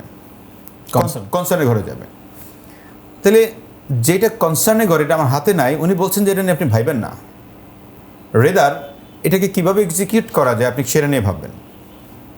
সেকেন্ড আরেকটা জিনিস যদি এটার সঙ্গে আমি কানেক্ট করে বলি, ধরেন আল্লাহ তাআলা কোরআনের সূরা আল বাকারার 286 নম্বর আয়াতে খুব স্পষ্ট করে বলেছেন যে আমি প্রাণীকুলের কাউকেই তার সাধ্যের অতিরিক্ত কোনো বোঝা চাপিয়ে দেই না। এইটার সঙ্গে যদি আমরা টার্গেটকে চিন্তা করি, তার মানে দাঁড়ায় আমার কাছে যে টার্গেটটা আসলো এটা আমি পারবো বিধায় আমার কাছে আসছে। অ্যাবসলিউটলি, নাহলে কিন্তু এটা আমার কাছে আসতোই না। এটা যে কোনো ভাই, আল্লাহ তো সরাসরি এসে আপনাকে বলবেন এই তুমি এই টার্গেটটা করো, সে হয়তো কোনো কোনো মাধ্যমে পাঠাবে, right? So it means first believe করা যে আমি পারবো দেখেই আমার কাছে আসছে। So believe is first. Absolutely, বিকল্প কোনো রাস্তাই নাই। সেকেন্ড, এই টার্গেটটা তার কন্ট্রোলে নাই। কন্ট্রোল নাই মিনস সেটিংটা তার কন্ট্রোলে নাই। সো টার্গেটটা যেহেতু তার কন্ট্রোলে নাই, তাকে এখন এটা নিয়ে মুভ করতে হবে। সো আমি নেগেটিভলি নিয়ে তো কোনো মানে নাই, ভয় পাওয়ার কোনো কারণ নাই। হ্যাঁ, অনেকে ভয় পায় কেন, যদি টার্গেটটা আমার না হয় তাহলে তো চাকরি থাকবে না, আমার তো পারফরমেন্স খারাপ হবে। দেখেন, এখানেও কিন্তু আরেকটা বিষয় উনি মাথায় নিলে ওনার এই রেফারেন্সটা কাজে লাগবে। লাইক রিজেক্ট, এটা তো নির্ধারিত জিনিস। এখন টার্গেট না হলে যদি আপনার চাকরি না থাকে এই কোম্পানিতে, টার্গেট হইলে যে থাকবে এটা কে বলছে আপনাকে? কোনো গ্যারান্টি নেই। রিজিক যে কয়দিন আপনার এই কোম্পানিতে আছে এই কয়দিন আপনি থাকতে পারবেন। আচ্ছা, আমি ফাইট করি। ইয়েস। সো আপনি যেটা করণীয়, আপনার বেস্ট এফোর্টটা দিতে হবে। অ্যাবসলিউটলি। সেই বেস্ট এফোর্টটা দেওয়ার জন্য আপনার ইনফ্লুয়েন্সে আসে এই টার্গেটটা আমার কন্ট্রোলের মধ্যে যেটা আছে, যে আমি এটা নিয়ে প্ল্যানিং করতে পারি, আমি সর্বোচ্চ এফোর্টটা দিতে পারি, আমি আর কি কি প্যারামিটার মেনটেন করে আমার টার্গেটটা এগিয়ে নিতে পারি, আমি সেটা জন্য চেষ্টা করতে পারি। গতকালকেও আমি একটা আমার পডকাস্ট শ্যুট করছিলাম, সেলস পডকাস্টে। সো ওইখানে বাংলাদেশের টপ নচ একটা কোম্পানির এক্সিকিউটিভ ডিরেক্টর এসেছিলেন। তো ওনাকে আমি প্রশ্ন করলাম, আচ্ছা একটা ছেলে ধরেন পারফরমেন্স করতেছে না, টার্গেট অ্যাচিভ করতে পারতেছে না, তো ওরে আপনারা বাদ দেন কখন? তো উনি তখন বললেন যে দেখেন ইফতি ভাই, আমরা আসলে কি দেখতে চাই, আমি দেখতে চাই যে আমার ছেলেটা ইন্টেনশন, ইচ্ছাটা আছে কিনা, ও কি সর্বোচ্চ ওর অ্যাটিটিউডটা কি এর মধ্যে দিছে কিনা, সর্বোচ্চ এফোর্টটা সে দিছে কিনা। যেই ছেলে সর্বোচ্চ এফোর্টটা দিচ্ছে, আমি তো দেখতে পাচ্ছি, তো আমার কাছে তো পুরো বিষয়টা পরিষ্কার। তার মানে ওর এফোর্ট যদি সর্বোচ্চ থাকে, আমি জীবনে তো তারা বাদ দিই না, সে আমার জন্য অ্যাসেট। অ্যাবসলিউটলি। কিন্তু আমি দেখি কে ও গসিপ করতেছে, ও আরেকজনের সঙ্গে ফুসলাচ্ছে, আরেকজনের পিছনে টানতেছে, ব্যাক বাইটিং করতেছে, আবার পারফরমেন্সও করতে পারতেছে না, তো এই সমস্ত প্রবলেম কিন্তু আমি রাখবো না। True, absolutely true. যদি আমি এই জিনিসটাকে বস একটা সামারাইজ ভার্সনে আনি, ফার্স্ট থিঙ্ক করা যে আমার টার্গেটটা অ্যাসাইন্ড হয়েছে, যেহেতু এটা আমার কন্ট্রোলে নাই, এটাকে আমি নিয়ে ভাববো না। সেকেন্ড, আমার কাছে যে টার্গেটটা আসছে এটা আমি পারবো দেখে আমার কাছে আসছে, নাহলে এটা আমার কাছে আসতেই না। রাইট, বিলিভটা আগে লাগবে। বিলিফটা লাগবে। ধরেন আমি যদি এটা নিয়ে আপনাকে একটা প্রশ্ন করি, ধরেন ইকবাল ভাই, আপনি মাঝে মধ্যে ধরেন টাকা সমস্যা পড়লে কত টাকা সমস্যা পড়েন? টান দিতে হয় না বন্ধু বান্ধব থেকে বিভিন্ন জায়গাতে, কত টাকার? এই ধরেন 3 লাখ 5 লাখ। 3 লাখ 5 লাখ টাকার আপনি কোনো একটা চ্যালেঞ্জে পড়েন। এখন ধরেন বড় একটা গ্রুপ অফ কোম্পানি স্কোয়ারের অঞ্জন চৌধুরী, উনি যদি এরকম প্রবলেম পড়েন, কত টাকার? 100 কোটি টাকা। 100 কোটি টাকার ঝামেলায় পড়ে, কিন্তু আপনি তো পড়েন না, আমি তো পড়ি না। তার মানে আমারে আল্লাহ তাআলা ওই প্রেশারটা দিচ্ছে না যেটা আমি পারবো না, সেই জায়গাটা অ্যাবসলিউটলি। আমার বাউন্ডারির মধ্যে আছে দিকে আমি সেটা পারি। রাইট, সো ওই বিলিফটা তাকে অনেক হেল্প করবে। থার্ড ওয়ান, যে সে তার হাতে যে জিনিসটা আছে এটা নিয়ে আসলে কন্টিনিউ করা। আর সেলসের প্রফেশনে টার্গেট বাড়বে বিধাই আপনাকে নেওয়া হয়েছে। অ্যাবসলিউটলি। টার্গেট নিয়ে আপনাকে কাজ করবেন বিধাই আপনি এখানে ঢুকছেন। আচ্ছা, টার্গেট নাই কোন প্রফেশনের, বা কোন মানুষটা টার্গেট নাই? একজন মানুষ বলেন তো যে টার্গেট নাই। আমি একটা পাল্টা প্রশ্ন করি, স্যার সেলসের বাইরে কি কেউ আছে? তাহলে তো এটার উদ্ধৃতি দিতে হয় আপনাকে। আপনি জানেন, আপনাকে উদ্ধৃতি দিচ্ছে একটা কারণে যে আমাদের দর্শকরা যেন জানে বিষয়টা। একটা বই লিখেছে ইউ ক্যান সেল, এটা শিব খেরার, ওই যে হাউ ক্যান উইন, তুমিও জিতবে বইয়ের যিনি লেখক, উনি আরেকটা বই লিখেছেন ইউ ক্যান সেল। আপনার দর্শকরা এটা পড়তে পারে, বইটা খুবই মানে ইন ডেপথ অনেক কিছু জানতে পারবে। এই বইয়ের লেখক ওনার লাস্ট কভার পেজটাতে লিখেছে, পৃথিবীতে সেলসের মানুষ না কে? একজন উকিল তার মক্কেলকে ছাড়ানোর জন্য সে প্রতিনিয়ত তার জাজকে কনভিন্স করতেছে থ্রু তার ভয়েস, বিভিন্ন রেফারেন্স। বাচ্চা কান্না করে দুধের জন্য। বাচ্চা কান্না করে দুধের জন্য, ওইটাও সেল। সেলস। একটা সন্তান কোনো একটা ট্যুরে যাবে, সে তার মাকে ম্যানেজ করতেছে, that is sales. That is sales. এমন কোনো জায়গা নাই যেখানে সেলস নাই। একটা পাগল ও সেল করে, অ্যাবসলিউটলি। ও দেখবেন যে সব জায়গায় মানে মারলেও আপনার কাছে টাকা পাবে জানলেও আপনার কাছে এসে কিন্তু আপনার মারতেছে না, আপনার এসে সেলুট দিতেছে, আপনার হয়তো জুতোটা মুছে দিচ্ছে বা কিছু একটা করতেছে, দিস ইজ সেলস। ও কিন্তু জানে কেমন সেল করতে হয়। খুব ভালো একটা জায়গায় আসে আমার, আপনার এই কথা শুনে প্রশ্নটা মনে পড়লো। সেলসে বলা হয় যে অবজারভেশনটা হচ্ছে সবচেয়ে বড় ব্যাপার। ডেফিনেটলি। এবং তুমি সেলস শিখতে চাও, অবজার্ভ করো কোন কোন অবজারভেশনগুলো বা কাকে কাকে অবজার্ভ করলে বলে ভালো সেলস শিখতে পারবে বলে আপনার ধারণা?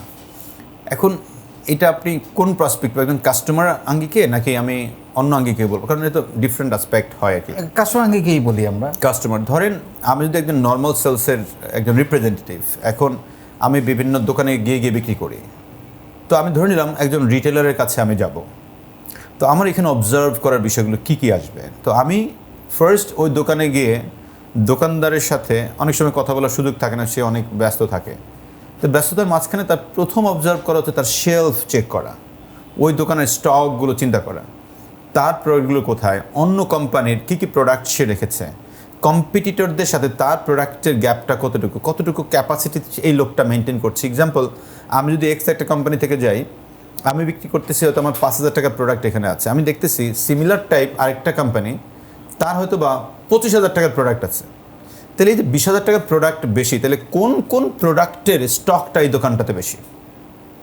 এটা একটা অবজার্ভিংয়ের ভালো পয়েন্ট। সেকেন্ড পয়েন্ট হচ্ছে যে এই দোকানের আসলে মেইন ইনফ্লুয়েন্সারকে, অনেক সময় মালিক কিন্তু ইনফ্লুয়েন্সার হয় না, ওই দোকানের একজন কর্মচারী ইনফ্লুয়েন্সার হতে পারে। যদি আমি একটা উদাহরণ দিয়ে বলি, ধরেন আমি যখন মেডিকেল রিপ্রেজেন্টেটিভ ছিলাম কুমিল্লাতে, তখন কুমিল্লাতে আমি কাজ করেছি। কুমিল্লার একটা বিগ ফার্মেসির নাম হচ্ছে KD Roy and co. So KD রয়ের দাদা যিনি মেইন, উনি কিন্তু অর্ডারপাতি দিত না, উনি টাকা দিত, ফাইনাল বিল ওনার কাছ থেকে আনতে হতো, কিন্তু ওটার মধ্যে আরও প্রায় 15-16 জন কর্মচারী আছে। 15-16 জন কর্মচারীও ওটার মধ্যে মেইন না, তার মধ্যে একজন লোক হচ্ছে মেইন। তো ওই লোক খুঁজে পাইতে আমার একটু সময় লাগছে। উনি দিন বললে দিন, রাত বললে রাত, উনি যা অর্ডার দিবে তাই।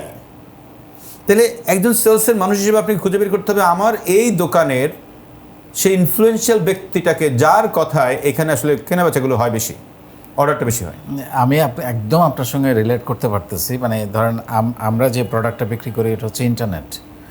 তো আমরা তো আগে কি করতাম, রোড শো করেছি, ইন্টারনেট কেন দরকার, রাইট। ইন্টারনেট আগে ইন্টারনেট বলতে শুধুমাত্র ইমেল বুঝতো, এরপরে আসলো ইন্টারনেট বলতে শুধু সোশ্যাল মিডিয়া বলছে। Right. কিন্তু আসলে ইন্টারনেটের তো ব্যবহারের সীমা নাই কোনো, প্রচুর। অপরিসীম। এবং এটা আসলে এখন মানে 6-7 পিলার হয়ে গেছে, মানে এটা ছাড়া জীবন অচল। অচল। কিন্তু দেখা গেল আমরা মানুষকে শুরুর দিকে বুঝিয়েছি। আমরা বিভিন্ন ইউনিভার্সিটিতে গিয়ে, আমি 90s কথা বলছি, বিভিন্ন ইউনিভার্সিটিতে গিয়ে আমরা রোড শো করেছি যে কেন তোমার ইন্টারনেট দরকার। তা টেকনিক্যাল একটা, হাইলি টেকনিক্যাল একটা বিষয়। মজার ব্যাপার জানেন কি, এখন আমাদের সেল করতে হয় কার কাছে? বাড়ির কেয়ারটেকারের কাছে। কারণ সে জানে এই বাড়িটা খালি হইলে এখানে আরেকজন নতুন আসলে তাই কেবলের সাথে ইন্টারনেটটা লাগবে। রিয়েলি। সো দেখেন অবস্থা, অফিস চেঞ্জ করলে কিন্তু আমি যে কেয়ারটেকারই ডাকে, এখানে ভালো ইন্টারনেট কে দেয়? তাহলে সে কিন্তু আপনার মারাত্মক ইনফ্লুয়েন্সিয়াল। অ্যাবসলিউটলি। ইভেন আমরা যদি ফার্মাসিউটিক্যাল চিন্তা করি, দেখেন একজন প্রফেসরের সঙ্গে গিয়ে একজন রিপ্রেজেন্টেটিভ ডিরেক্টলি অ্যাপ্রোচ অনেক সময় করতে পারে না, বাট প্রফেসরের যে অ্যাটেন্ডেন্স থাকে, ওই অ্যাটেন্ডেন্সকে কিন্তু ম্যানেজ করে অনেক কিছু করা সম্ভব। অ্যাবসলিউটলি। ওই অ্যাটেন্ডেন্স জানে যে স্যার কোন সময়টাতে একটু গ্যাপ থাকে, স্যার কোন জিনিসটা পছন্দ করে। এখন আমার অবজার্ভ করতে হবে ওই অ্যাটেন্ডেন্সের সাথে ম্যাচ করে কি কি জিনিস করা যায়। আবার ডিউরিং যিনি মেইন কাস্টমার, তার সাথে কথা বলার সময় উনি কোন কোন কাজগুলো করেন, কোন কোন কথাগুলো বলেন। এখানে একটা কমন মানে হ্যাক বলি আমরা এটাকে, সেলসের, এটাকে বলা হয় মিররিং। যদিও এনএলপির ভাষা মিররিং, আমি হয়তো পুরোপুরি এইভাবে বলবো না, এনএলপির আরও অনেক ইনডেপথ আছে, বাট সংক্ষেপ যেটা বলতে চাই, ধরেন ইকবাল ভাই আপনি আমার একজন কাস্টমার, সো আপনার সাথে যখন আমি কথা বলছি আপনি কিছু শব্দ কিন্তু ইউজ করেন, যে শব্দগুলো হয়তো বা আমার শুনলাম। এক্সাম্পল যে আপনি বললেন যে ভাই প্রোডাক্টের ভাই কোয়ালিটি ভালো হতে হবে, এক্সাম্পল আপনি কথা প্রসঙ্গে বললেন। তো এবার আমি যখন কথা বলবো, আমি এই কোয়ালিটি শব্দটা মিনিমাম 2 থেকে 3 বার উচ্চারণ করব। কেন? যখন আমি কোয়ালিটিটা 2-3 বার উচ্চারণ করবো, তখন আপনার সঙ্গে রিলেক্ট করবে। এই যে আপনার সঙ্গে কানেক্ট করলো, এই মিররিংটা হওয়া খুব জরুরি। তার মানে কোনো একটা জায়গায় গিয়ে কনভারসেশনের সময় কাস্টমার যা বলে সেই কথাগুলোর মধ্যে থেকে উল্লেখযোগ্য 2-3টা ওয়ার্ড বা 5টা ওয়ার্ড এবার আপনার কথা বলার মাঝখানে এটার মধ্যে একটু যুক্ত করেন। অ্যাবসলিউটলি। সো সেলস করতে গিয়ে যে অবজারভেশনগুলো বা যে বিষয়গুলো চিন্তা করা দরকার সেটা নিয়ে আমরা শুনলাম। এখন আমি আরেকটা পয়েন্টে আসতে চাই, যে যেমন ধরেন আমি যখন নতুন নতুন সেলস শিখি, মানে আমার কাছে মনে হয়েছে এর থেকে অসাধারণ সৃজনশীল কাজ আর কিছু হইতে পারে না। আই লাভ সেলস, এবং যেটা আমি গত 23 বছর ধরে করছি, প্র্যাকটিক্যালি করছি। আমার কাছে মনে হয়েছে মানে আমি যেসব জায়গা থেকে সেলস শিখেছি, আমি জানি না কারো পছন্দ হবে কি না, আমি রাস্তার ভিক্ষুকের কাছ থেকে সেলস শিখেছি। ইয়েস, ভালো সেলসম্যান। এবং আপনার গ্লাসের মানে সে শিওর দিবে, এবং আপনি বিরক্ত হয়ে গ্লাস নামিয়ে কিন্তু তাকে টাকাটা দিচ্ছেন, মানে কারণ সে ছাড়বে না। আমি সেলস শিখেছি বিমা কোম্পানির রিপ্রেজেন্টেটিভদের কাছ থেকে। রাইট। নাছোড় বান্দা, স্যার আপনার জীবনের নিরাপত্তার আর কোনো জায়গা নাই এটা ছাড়া। এটা ছাড়া হ্যাঁ, সকাল বিকাল নক এসে বসে থাকে ঘন্টার পর ঘন্টা। আপনি যদি 5 ঘন্টা বসে রাখেন তাকে, সে বসে থাকবে। রাইট। সো আপনি যদি আরও 2-1টা উদাহরণ বলেন। বেসিক্যালি সেলস আমি অনেক সময় যে বাদাম বিক্রি করে রাস্তায় ওর কাছ থেকে শিখি, ক্যাম্পাসারের কাছ থেকে শিখি। একবার আমি canvasser is a very good. Right, Khulna থেকে আসতেছিলাম, সো তখন আমরা ডিরেক্ট সেল নিয়ে কথা বলছি। রাইট, খুলনা থেকে আসতেছিলাম, তখন ওই যে মাওয়া ফেরি ছিল, তখন তো আসলে পদ্মা ব্রিজ হয় নাই। তো ওই ফেরিতে উঠে আমি যখন গাড়িতে উঠছি, গাড়িতে এই আপনি কি জানেন বাংলার নবাব সিরাজউদ্দৌলা কেন হেরে গিয়েছিল? তো আমি না ঘুরে গেছি, কেন হেরে গিয়েছিল, হ্যাঁ প্রশ্ন আমার মনে। তো বলে যে যখন শত্রুপক্ষ আসছিল শত্রুপক্ষ এসে বাংলার নবাবদেরকে অ্যাটাক করবে, তখন কিন্তু বাংলার নবাবের অনেক লোকজন বিভিন্ন গাছে গাছে উঠে বন্দুক তাক করেছিল। কিন্তু হঠাৎ করে একটা গাছের মধ্যে নড়াচড়া করার কারণে শত্রুপক্ষ সরাসরি গুলি করে নবাবকে। কেন গাছ নড়াচড়া করেছিল? তো আমার মনের মধ্যে প্রশ্ন, কেন নড়াচড়া করছে? তো বলে কারণ ওর খুঁজলি ছিল।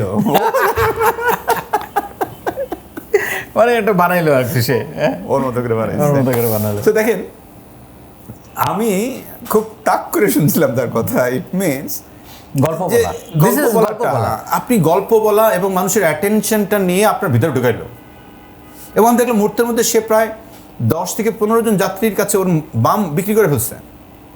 না, এবং এটাকে আমরা যদি আমাদের ইয়েতে নিয়ে আসি, ডিজিটাল প্ল্যাটফর্মে নিয়ে আসি, সবাই কিন্তু ওই ইমোশনাল অ্যাটাকটাই করছে, গল্প বলছে। আমরা ওই সাবজেক্টে আসবো একটু পরে। জি, তারপরে সো এই যে অ্যাটেনশন সিক করা, এটা কিন্তু একটা মারাত্মক বিষয়টা আপনি ক্যাম্পাসের কাছ থেকে পাবেন। একটা বাদাম বিক্রেতা, ওর কাছে দেখবেন যে অনেক সময় এত খুব ভালো বিহেভ করে চিন্তার বাইরে, যেটা আমরা নর্মাল সেলসের মানুষ এত ভালো বিহেভ করি না। তার মানে বিহেভিয়ার অ্যাসপেক্ট আপনি রাস্তা থেকে শিখতে পারেন। আমি অনেক হোটেলে গেলে, বিশেষ করে যে 5 স্টার হোটেলগুলোতে আছে, ওইখানে গেলে দেখি যে যারা সার্ভিস দেয়, আরে স্মাইলিং ফেস, মাই গুডনেস, ওদের ধৈর্যের যে লেভেল। স্মাইলিং নিয়ে একটা মজার, মানে একদম আমার বাস্তব অভিজ্ঞতার গল্প বলি। দুটো দোকান, গ্রোসারি, সব জিনিস পাওয়া যায়, একদম টুথপেস্ট থেকে ডিম থেকে শুরু করে সব পাওয়া যায়, পাশাপাশি দুটো দোকান রাইট আমার এলাকাতেই। অনেক বছর ধরে আমি দেখতেছি, এখন না, আমি আরও বেশ কয়েক বছর আগের কথা বলছি। একটাতে ভিড় লেগেই থাকে, আর একটাতে কাস্টমার নাই। অ্যাবসলিউটলি। আমার এটা একদিন এটা করলো, বাড়ি থেকে দেখে দেখে, আমি আরও 10 বছর আগের কথা বলছি। ঘটনা কি, একই মানে সাজানো প্রোডাক্ট সব আছে, একদম সারি সারি প্রোডাক্ট আছে।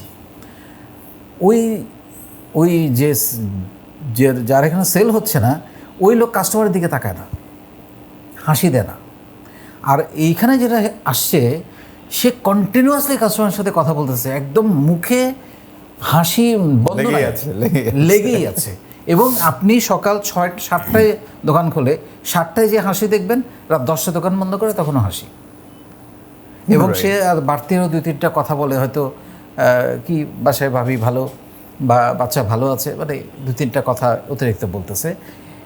এবং তখন দেখা গেল কাস্টমাররা সবাই তার নাম, ওই লোকটার নাম মাথার মধ্যে রেখে দিয়েছে, যে আমরা সেলুনে গেলে কি করি, সেই একই লোকটারে দিয়ে কিন্তু আমরা ইয়ে করি। আমার কাছে থাকলেও যাই না, যে দূরে মেবি আমি তার কাছেই যাচ্ছি। ইভেন আমরা তো এখন ফোন করে যাই, আমি কিন্তু এতটার সময় আসবো, তুমি কিন্তু ফ্রি থাকবা। তার মানে সার্ভিস, অ্যাবসলিউটলি, ব্যবহার। এইটা খুবই গুরুত্বপূর্ণ।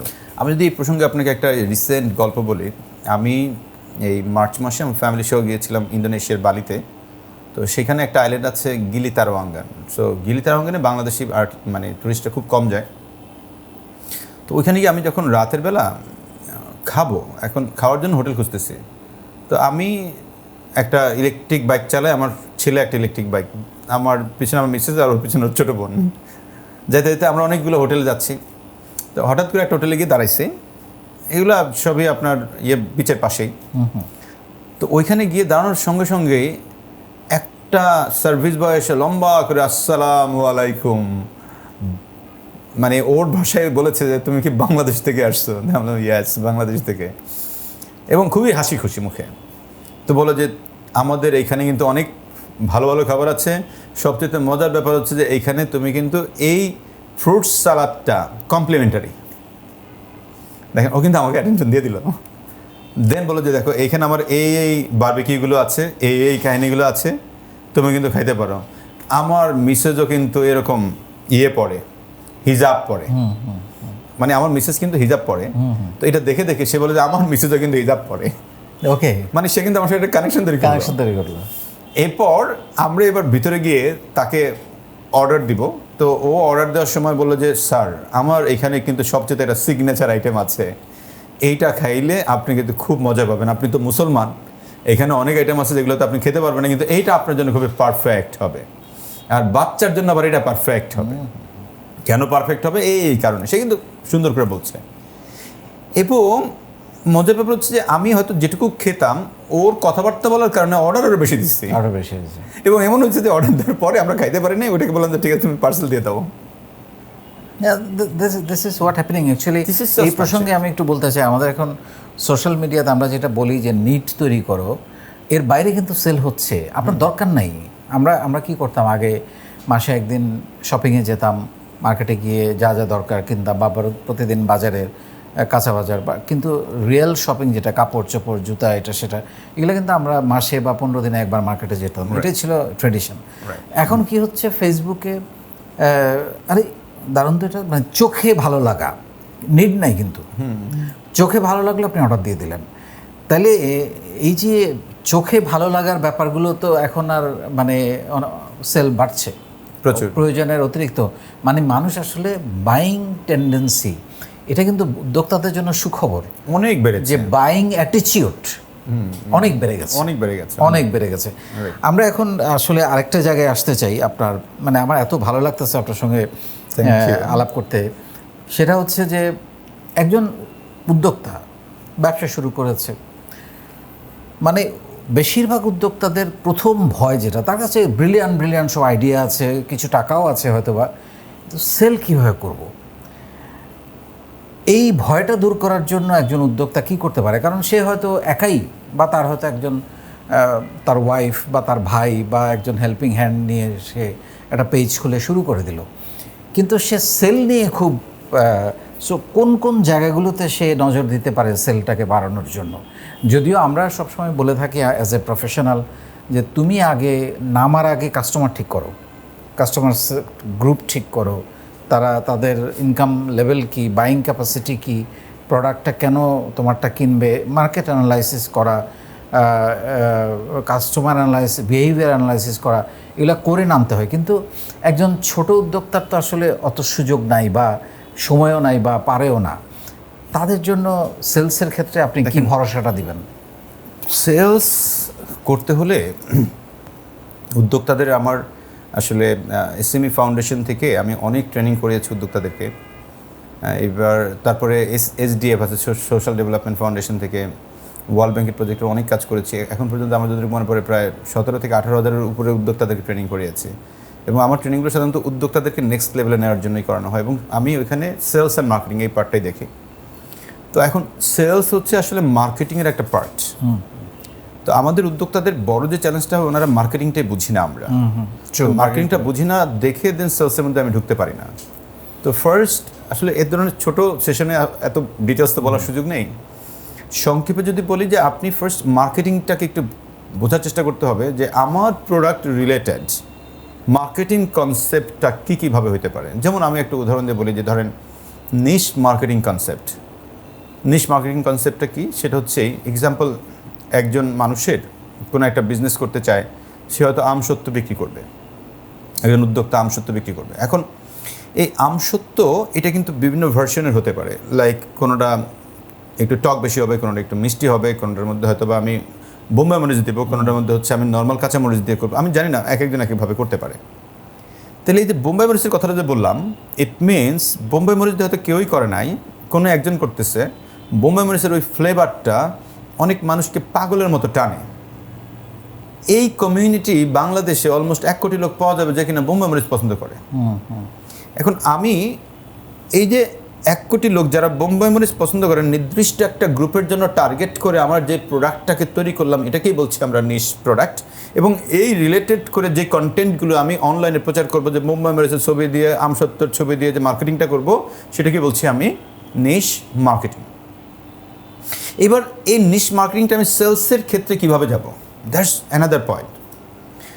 এখানে বলা হয় আপনার এবার এই প্রোডাক্টটার ইউনিক সেলিং প্রপোজিশন বা ইউএসপিটা খুঁজে বের করা। What is USP? এটা একটা গল্পের ছলে বলি, তাইলে বুঝতে সুবিধা হবে। আমি বেশ কিছুদিন আগে একটা পর্দা কিনছিলাম। পর্দা মিনস হচ্ছে যে ইয়ের কাভার আর কি, সোফার কাভার, ওই যে চাইনিজ থেকে আইনা ওরা কাভার দিয়ে ঢেকে ঢেকে রাখে এরকম। তা আমার মিসেস অনেকদিন থেকে বলতেছে, তো একটা অনলাইন থেকে দেখে ওদেরকে নক করেছি। নক করে আমি কনভারসেশন করতেছি থ্রু মেসেঞ্জার। তো বললাম যে আপনাদের এটার দাম তো দেখলাম বাজার যেগুলো আছে সেগুলো থেকে বেশি, তো আপনার এটা বেশি কেন? বলে স্যার আমরা চায়না থেকে ইম্পোর্ট করা। তো আমি বললাম অন্যরা তো চায়না থেকে ইম্পোর্ট করে। তো বলে অন্যদেরটা আমাদেরটা আসলে এক না। তুমি কেন এক না? বলে স্যার আমাদেরটা ভালো। তো আমি বললাম যে আপনাদেরটা কেন ভালো? তো বলো স্যার আমাদেরটা দাম বেশি। তো আচ্ছা ভালো দাম বেশি সবাই ঠিক আছে, কিন্তু কেন দাম বেশি? তো আমার কোনোভাবে উত্তর দিতে পারতেছে না। দেন আমি তাকে সহজ করার জন্য বললাম যে আচ্ছা এটা কি রং উঠবে? বলে না স্যার আমাদের রং উঠবে না, রঙের গ্যারান্টি আছে। আচ্ছা এটা কি ধোয়ার পরে খেপে যাবে? বলে না স্যার আমাদেরটা খেপে যাবে না, আমাদেরটা এই সুতা দিয়ে তৈরি। এখন কিন্তু সে বলতেছে, যখন আমি তাকে ক্লারিফাই করে একটু একটু করে যাচ্ছি তখন কিন্তু সে বলছে। এই যে দেখেন, সে কিন্তু তার প্রোডাক্টের ইউনিক সেলিং পয়েন্ট বলতেছে না, হ্যাঁ, মানে সে ট্র্যাডিশনাল কথাবার্তা বলতেছে। এটার উদাহরণ যদি আমি খুব আরও স্পেসিফিকভাবে বলি, ধরেন যে আমসত্ব নিয়ে আমি বললাম, আমার আমসত্ব অন্য আমসত্ব থেকে আলাদা কেন? যেই পয়েন্টগুলো আমাকে আলাদা করেছে সেই পয়েন্টগুলোকে আমরা বলছি ইউনিক সেলিং প্রপোজিশন বা ইউনিক সেলিং পয়েন্ট। যেমন আমার এটার মধ্যে আমি ভাই বোম্বাই মরিচ দিছি, বাজারে বোম্বাই মরিচ তারা আমসত্ব নাই। 2 নম্বর, আমাদের এখানে সরাসরি হচ্ছে যে আমি ছাদে আলাদা করে ন্যাচারাল রোদে শুকাই, অন্যরা যেটা মাঠের মধ্যে শুকায়। আমার এটা একটা ইউএসপি। আমাদের এখানে যারা কাজ করে তাদের প্রত্যেকের হাতে হ্যান্ড গ্লাভস থাকে। দেখেন এগুলো হয়তো অন্য রাখে, কিন্তু আপনি যখন বলবেন যে আমাদের এরকম রাখে, তখন কিন্তু মানুষ একটু আলাদা করে ফেলছে আপনাকে। আমরা ডেলিভারি চার্জ অন্যদের থেকে 50% কম নেই, এটা একটা ইউএসপি হতে পারে আপনার। আমার প্রোডাক্ট খেয়ে ভাঙলেন, আপনি খাওয়ার পরে যদি ভালো না লাগে 10 দিন পর্যন্ত এটা ফেরত নেই, এটা আমরা একটা ইউনিক সেলিং পয়েন্ট হতে পারে। তাহলে এই যে পয়েন্টগুলো আপনি আগে আইডেন্টিফাই করতে হবে, অন্য প্রোডাক্টের তুলনায় আপনার প্রোডাক্টের এই রকম ইউনিক সেলিং পয়েন্টগুলো কী কী অ্যাবসলিউটলি বের করে দেন আপনি এগুলোই এবার প্রমোট করেন। কোনো কাস্টমারকে নক করলে, এখন কাস্টমারের কাছে রিচ করার জন্য তো এখন ফেসবুক একটা বড় মাধ্যম, তারপরে আপনার পরিচিত অনেক মাধ্যম আছে, আপনি বিভিন্ন গ্রুপের সাথে আছেন, এবং সেই জায়গাগুলোতে আবার প্রমোট করার ক্ষেত্রেও কিছু নর্মস আছে। অনেকে আছে ডাইরেক্ট লেখে যে আমার কাছ থেকে আইসা এই বোম্বাই মরিচের আমসত্ব কিনেন, খায়া মজা পাবেন। This is not a sales. আপনি তো বলছেন যে ডাইরেক্ট জোর করে বিক্রি করতেছেন, আপনি জোর করে বিক্রি কিছু নেই। ধরেন আজকে সকালে আমি একটা পোস্ট করেছি আমার প্রোফাইলে এরকম যে Meizen.ai নামক একটা নতুন ওয়েবসাইট আসছে। তা আমরা তো উদ্যোক্তাদের জন্য হেল্প হবে এটা জানলে, ওইখানে Meizen.ai তে গিয়ে অনেক ছবি দেওয়া আছে, বিভিন্ন ব্র্যান্ডের ছবি। তো এই ছবির মধ্যে এবার আপনি ক্লিক করলেই ওইটার প্রম্পট পেয়ে যাবেন, যেটা জেমিনিতে ওই প্রম্পটটাকে কপি করে আয়না দিলে এবার আপনার প্রোডাক্টের ছবি দিয়ে একটু কাস্টমাইজ করে রেখে দিলে ওইটার মতো করে একটা লুক লাইক ছবি আপনার হয়ে যাবে, যেটা আপনি আগে গ্রাফিক্স ডিজাইনার দিয়ে বানাইতে হইতো, এটা এখন আর লাগবে না, একবারে কমপ্লিটলি ফ্রি। এবং একদিনে জেমিনি দিয়ে আপনি 10-12টা বানিয়ে ফেলতে পারবেন বিনা পয়সা। অ্যাবসলিউটলি। আমি এরকম একটা পোস্ট আমার নিজের বানাইছি, পিছনে সেলস লেখা, সামনে আমার ছবি, just as like a magazine, এবং আমি বলছি এটা কেমনি ইউজ করবেন এরকম লিখে দিছি। আমি কিন্তু একবারে বলি নাই যে আপনি আমার কাছে সেলসের ট্রেনিং করেন বা এআই ট্রেনিং করেন। লুক, আমি যখন এরকম একটা পোস্ট করলাম, এখন যে পড়বে তার মাথার মধ্যে কিন্তু 2টা জিনিস ঢুকছে। এক, আমার মাথার পিছনে কিন্তু সেলস লেখা, তার মানে আমি সেলস ব্র্যান্ডিং করে ফেলছি আমাকে। সেকেন্ড, আমি তাকে শেখাইছি কি এআই। ইট মিনস উনি ধরে নেবে যে এই লোক তো এআই সম্পর্কে কিছুটা জানে। এখন আপনি কি ডাইরেক্ট বলতে হবে আর যে ভাই আপনি আমার এদের ট্রেনিং করান? তো অনেকে না ডিরেক্ট সেলস করতে চায়। সো আপনি এআইটা যেহেতু নিয়ে এসছেন, আমাদের এখন সেলস প্রফেশনালদের বা উদ্যোক্তাদের বা যারা সেলস বাড়াতে চায়, স্কেল আপে একটু যেতে চাই, এআইয়ের ব্যবহারের সাথে আমাদের এখন ইন্টিগ্রেটেড হওয়া ছাড়া তো আর কোনো উপায় নেই। সো আপনি যদি কিছু টিপস দেন। দেখেন, আমাদের প্রত্যেক মানুষকে এআই শিখতে হবে, এবং এআই শেখা খুব সহজ। অনেকে এআই শুনতে একটু কেমন জানি খুব ভয় ভীতি অন্যরকম লাগে, বাট এআই একবারে ডাল ভাত, এবং আমরা তো এর মধ্যেই আছি, এর মধ্যেই আছি। ইয়েস। তো রিসেন্টলি এআই থেকে 6টা লেভেল ধরা হয় আর কি। লেভেল 1 ধরা হয় যে আমি এআইকে কোনো একটা প্রশ্ন লিখলাম, ও আমাকে একটা উত্তর দিল, এটাকে বলছি আমরা লেভেল 1। তো আপনার এখানে যারা দর্শক আছেন এখানে অনেকেই হয়তো ওই লেভেল 1-এই আছে, সে হয়তো প্রশ্ন করে উত্তর পাচ্ছে, কিন্তু এই উত্তরটা আসলে সঠিকভাবে অনেক সময় আসে না, তাকে অনেক কারেকশন করতে হয়, মেজাজও খারাপ হয়, আবার প্রশ্ন করতে হয়। তো এটা হচ্ছে লেভেল 1। লেভেল 2 ধরা হয় যে কিনা প্রম্পট ইঞ্জিনিয়ারিং করতে পারে। তো এখন আমরা অনেকে প্রম্পট বলতে বুঝি যে দ্রুত, বাট এআই আসার পরে বা এআই নিয়ে আমরা জানার পর থেকে প্রম্পটের একটা নতুন অর্থ যুক্ত হয়েছে। প্রম্পট মানে হচ্ছে নির্দেশনা দেওয়া। আর্টিফিশিয়াল ইন্টেলিজেন্সকে আপনি সঠিক নির্দেশনা দেওয়ার জন্য যে কথাগুলো লিখেন ওইটা কি বলছে প্রম্পট। ওই যে দ্বিতীয় লেভেলে যাত্রাতে প্রম্পট ছিল মনে আছে? রাইট রাইট রাইট পিছন থেকে একজন ডায়লগ বলে দিত, হ্যাঁ। সে ওইটা ডায়লগটা বলতো। ডায়লগ বলতো। সো দ্বিতীয় লেভেলটা প্রম্পট, তার মানে আপনাকে প্রম্পট কিভাবে লিখতে হয় এইটা শেখা খুব জরুরি। অনেক ম্যাথডিক অ্যাপ্রোচে প্রম্পট লেখা যায়, সেটা আপনি ইউটিউবের অনেক ভিডিও দেখলেই পাবেন। লেভেল 3 যেটাকে ধরা হয় যে আমি যে চ্যাট জিপিটিটা ব্যবহার করি বা জেমিনিটাকে ব্যবহার করি, ও কি আমার চিনে কিনা, নাকি প্রতিবারই চেনাইতে হয় যে আমি একজন উদ্যোক্তা, আমার জন্য এটা করো, আমি এই করতে চাই, এটা করো। তো ওরে চিনানোর জন্য সেটিংসে মেমোরিজ এবং পার্সোনালাইজেশন নামক দুটো অপশন আছে। এই দুটো অপশনে আপনার সম্পর্কে অনেক ডিটেলস দিয়ে ওকে চেনাইতে হয়। এই লেভেলটাকে বলছি লেভেল 3। লেভেল 4 ধরা হয় এবার আপনি চ্যাট জিপিটি, জেমিনি সহ আরও অনেকগুলো অ্যাপস আছে যেগুলো আপনার কাজে লাগবে। নোটবুক এলএম আছে, ক্লড আছে, গ্রক আছে, অনেকগুলো আছে। এইগুলোকে ব্যবহার করে ডেটা অ্যানালিসিস করা, কন্টেন্ট জেনারেট করা, পাওয়ার পয়েন্ট প্রেজেন্টেশন তৈরি করা, ইমেজ তৈরি করা, এগুলো কি আপনি সঠিকভাবে পারেন কিনা। যদি পারেন তাহলে আপনি লেভেল 4-এ উঠলেন। লেভেল 5-এ হলো এবার এটাকে অটোমেশনে নিয়ে যাওয়া, যে আমি চ্যাট জিপিটি থেকে একটা জিনিস বের করে চ্যাট জিপিটির মাধ্যম দিয়ে আমি কিছু কিছু কাজ অটোমেশন করবো। লাইক আমার হোয়াটসঅ্যাপে একটা অটোমেটিক্যালি মেসেজ চলে যাবে নির্ধারিত টাইমে, আমার এক্সেল ব্যবহার করার মাধ্যমে একটা অটোমেটিকভাবে যাবে, সেটা আমার জেনারেটেড হবে থ্রু এআই। এই অটোমেশনটা যদি আপনি বিভিন্ন টুলসকে কানেক্ট করে করতে পারেন তখন বলছে লেভেল 5। আর লেভেল 6 এটা হচ্ছে এজেন্টিক এআই। মানে এআই কি আপনি একজন এজেন্ট বানায় ফেলবেন যে আপনার হয়ে কাজ করবে। যেমন আমি যদি একজন কাস্টমার সার্ভিস প্রতিনিধি নিয়োগ দিই, ও যা যা কাজ করবে, কল করা, রিভিউ করা, মেসেজ ফিডব্যাক করা, ওরে ইমেল পাঠানো, সব কাজও করে দিবে। সিমিলার ওয়েতে এআইকেও সেরকম বানানো যায়। তো এখন একজন ব্যবসায়ীর জন্য আসলে কোন লেভেলটা লাগবে? এবং এখন তো ধরেন যাদের পেজ মেনটেন করে বিশেষ করে বা ওয়েবসাইট যারা মেনটেন করে, তাদের রিপ্লাই অপশানটা তো অলমোস্ট সবাই এআই দিয়েই করে এখন। বড় কোম্পানি সবগুলোই তাই করে। বড় কোম্পানি রাইট তাই করে। এটা কি বলছি আমরা অটোমেশন। এটা হচ্ছে ওই যে লেভেল 5-এর মধ্যে আছে এখন। Absolutely, this is level 5। Absolutely.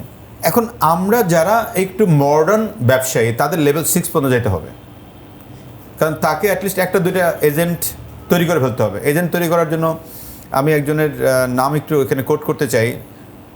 ইউটিউবে আমি প্রায় ভিডিও দেখি ওনার, কি জানি নাম, ইয়াং করে, প্যাসিভ জার্নালের ওনার নাম হলো খালিদ ফারহান। রাইট, খালিদ ফারহানের ইউটিউবে এইটা নিয়ে তৈরি করার আলাদা একটা ভিডিও আছে।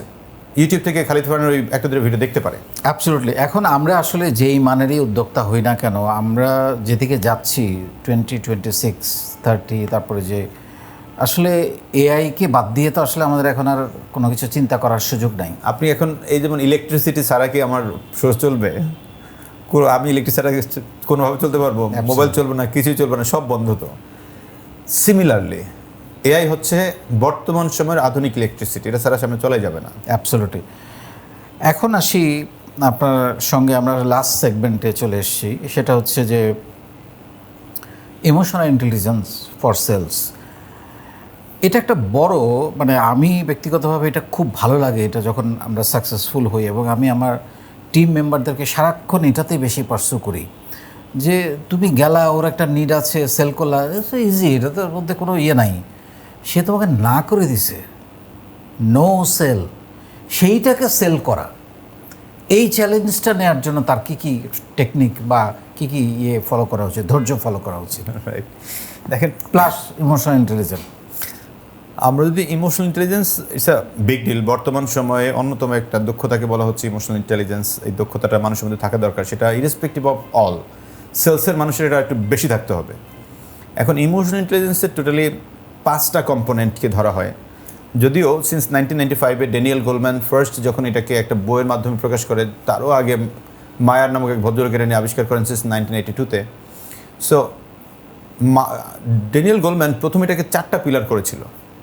পরবর্তীতে 2005 সালে এসে বা 3-এর পরে উনি এটাকে বলে যে না এটা 5টা কম্পোনেন্ট হবে। 2022-এর পরে এসে বলে যে না আমি আবার সে 4টা যেতে চাই। তো এখন ওয়ার্ল্ড ওয়াইড এটাকে 4টা কম্পোনেন্টে কেউ পড়ায়, কেউ 5টাও পড়ায়, বোথ আর কারেক্ট। তো এই 5টাকে যদি আমি চিন্তা করি, আমি সেলসের মানুষ যারা তাদেরকে 5টাই শেখাই, বিকজ যেটা উনি পরে আবার কোপ আপ করে ফেলছেন ওইটা ইম্পর্টেন্ট।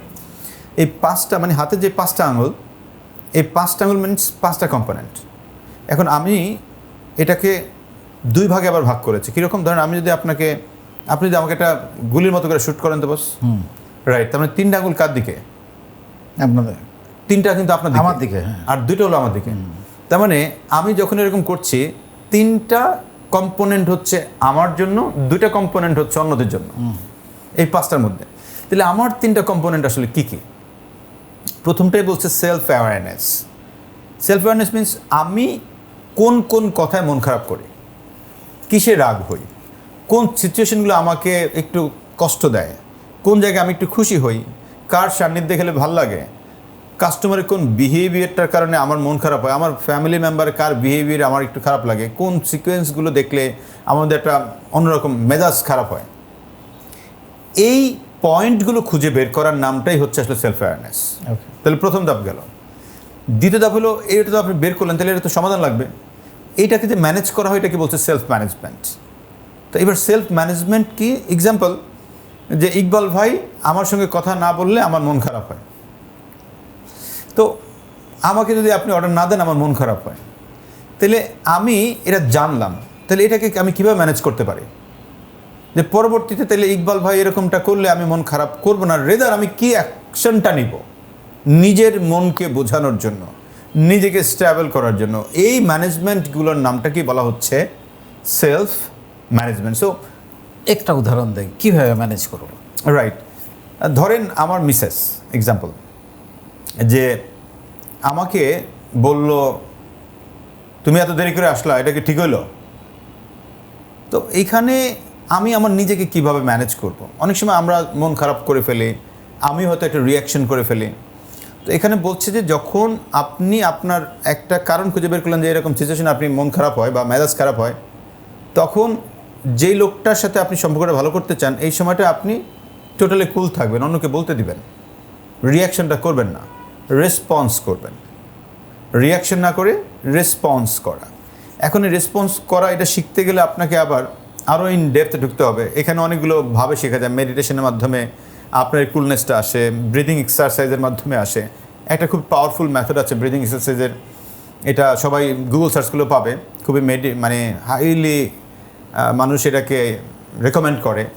4-7-8 breathing practice.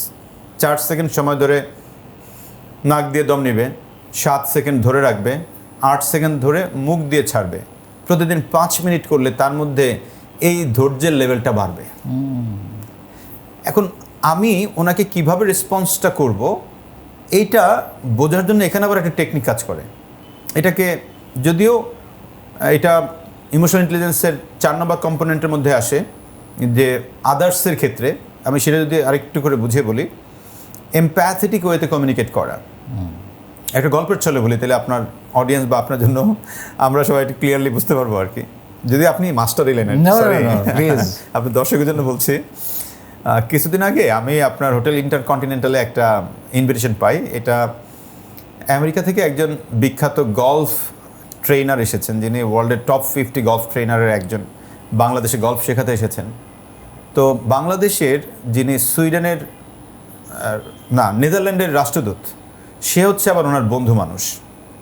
তো নেদারল্যান্ডের সেই রাষ্ট্রদূত, তার সৌজন্যে ওই ট্রেনার আবার পিয়ানো বাজাইতে পারে, তো একটা পিয়ানো সন্ধ্যার আয়োজন করছে হোটেল ইন্টারকন্টিনেন্টালে। তা আমার ভাইরা, উনি আবার কুমিটোলা গলফ ক্লাবে গলফ খেলে, তো উনি ইনভিটেশন পেয়েছে, উনি 2টা কার্ড পাইছে। উনি একটা কার্ড আবার আমার দিচ্ছে, তুমিও আসো, ভাবিস তোমার মিসেসও আসো। তো আমরা গেছি, গিয়ে একটা টেবিলে বসছি, যথারীতি সামনের টেবিলে বসছি আমি, কারণ এই ধরনের পিয়ানো টিয়ানো শুনতে ভালো লাগে। তো পিয়ানো টিয়ানো বাজানোর পর ওই টেবিলে আমাদের সঙ্গে আরেকটা মেয়ে বসছে। তা আমি সবাই চিনি, কিন্তু মেয়েটাকে চিনতেছি না। তা মিসেসকে বললাম উনিকে চিনো কিনা? তো বলে যে না, আমিও চিনি না। তো যখন পিয়ানো বাজানো শেষ, এবার পিয়ানো বাদক বা ওই ট্রেনার উনি এসে খাওয়ার জন্য আমাদের টেবিলে বসছে। ওকে। তো ওনার সঙ্গে আরও এক দুজন বসছে, এতে করে টেবিলের অ্যারেঞ্জমেন্টটা একটু রিঅ্যারেঞ্জড হয়েছে। তো আমার ডান পাশে ওই মেয়ে চলে আসছে, বা পাশে আমার মিসেস। তো আমরা যারা সেলসে কাজ করি আমাদের একটা কমন ব্যাপার হচ্ছে যে পাশের মানুষের সাথে কথা বলবোই, খুব কমন, যদি আমি অপরিচিত হই। এটা আমাদের রক্তের মধ্যে মিশে আছে, এটা ছেলে কি আর মেয়ে কি, কমনলি এই ঘটনা ঘটে। সো আমি এবার তার সঙ্গে কথা বলা শুরু করলাম, সে আমার সাথে কথা বললো, এর মধ্যে কার্ড আদান প্রদানের অবস্থান চলে আসলো, বিকজ সে যখন শুনেছে আমি ট্রেনার। ওই মহিলা হচ্ছেন আবার একটা বড় কোম্পানির, লিফট কোম্পানির সেলসের হেড, তো উনিও সেলস আমিও সেলস, কথা তো বাড়বেই। তো যথারীতি উনি ওনার অফিসে ইনভাইট করেছেন একটা প্রেজেন্টেশন দেওয়ার জন্য। তো কার্ড হ্যান্ড ওভার হচ্ছে, এমন সময় মাথায় ঢুকলো যে আমার পাশে তো আমার বউ আছে। তো হঠাৎ করে মনে পড়লো, আমি বললাম যে আমার মিসেস সাথে পরিচয় করিয়ে দিই। তো এবার আমি লুবনাকে বললাম, লুবনা পরিচিত হও। তো লুবনা পরিচিত হয়েছে, কিন্তু ওর কথা বলার মধ্যে একটা কেমন জানি ছাড় ভাব আছে, কিন্তু আমি তো বুঝতেছি তার সাথে সংসার করে 17 বছর ধরে 7-8-10 মিনিট হয়ে গেল। তো এবার আমি নিজেকে নিজে প্রশ্ন করলাম, আমি যদি এরকমটা সিচুয়েশন হইতো, ও অন্য কোনো একটা ছেলের সাথে 8-10 মিনিট ধরে কথা বলতেছে আর আমি পাশে বসে আছি, আমার কেমন লাগতো? আমি কি এটা আসলে পজিটিভলি দেখতাম কি না? আমার কাছে প্রশ্ন আসছে, না আমি দেখতাম না। এখন অনেকে বলবে ভাই আপনি খুব conservative. Yes, I am conservative. আমার কাছে মনে হয় যে ম্যাক্সিমাম ছেলেরাই এরকম কনজারভেটিভ, মেবি। আমি দেখতাম না, খুবই স্বাভাবিক। তো তখন আমার কাছে মনে হয় তাহলে ওর এইটুকু রিয়্যাক্ট করা যৌক্তিক। এই যে আমি আমাকে ওনার জায়গায় বসিয়ে দেখলাম, এটাকে আমরা বলি 6-9 মেথড। আমি যেটাকে 6 দেখে আরেকজন সেটাকে 9 দেখে। আপনি তখনই 9 দেখতে পারবেন যখন আপনি তার পজিশনে গিয়ে বিষয়টাকে আপনি বোঝার চেষ্টা করবেন। তো এইবার এই বোঝার পর আমার কাছে মনে হলো যে ইয়াস, হোয়াট ক্যান আই ডু। এবার খাবার সার্ভ করলো যখন, তো ওইখানে ওরা একটু বিদেশি স্টাইলে খাবার সার্ভ করছে, সিকোয়েন্সিয়ালি প্রায় 22 না 23টা আইটেম দিয়েছে, কিন্তু একটা শেষ হওয়ার পর আরেকটা আনে। তো আমি প্রথম দিকেই অনেকগুলো খেয়ে ফেলছি, পেট ভরে গেছে। মাঝামাঝি একটা সময় একটা খুব ভালো খাবার আনছে, তো খেয়ে দেখলাম খুব টেস্টি। তো আমি লুবনাকে এগিয়ে দিয়ে বললাম, এই দেখো না, এটা কিন্তু খুবই মজার, একটু খাও। বলে আমাকে লাগবে না, ওনারে খাওয়াও। রয়ে গেছে এখনো।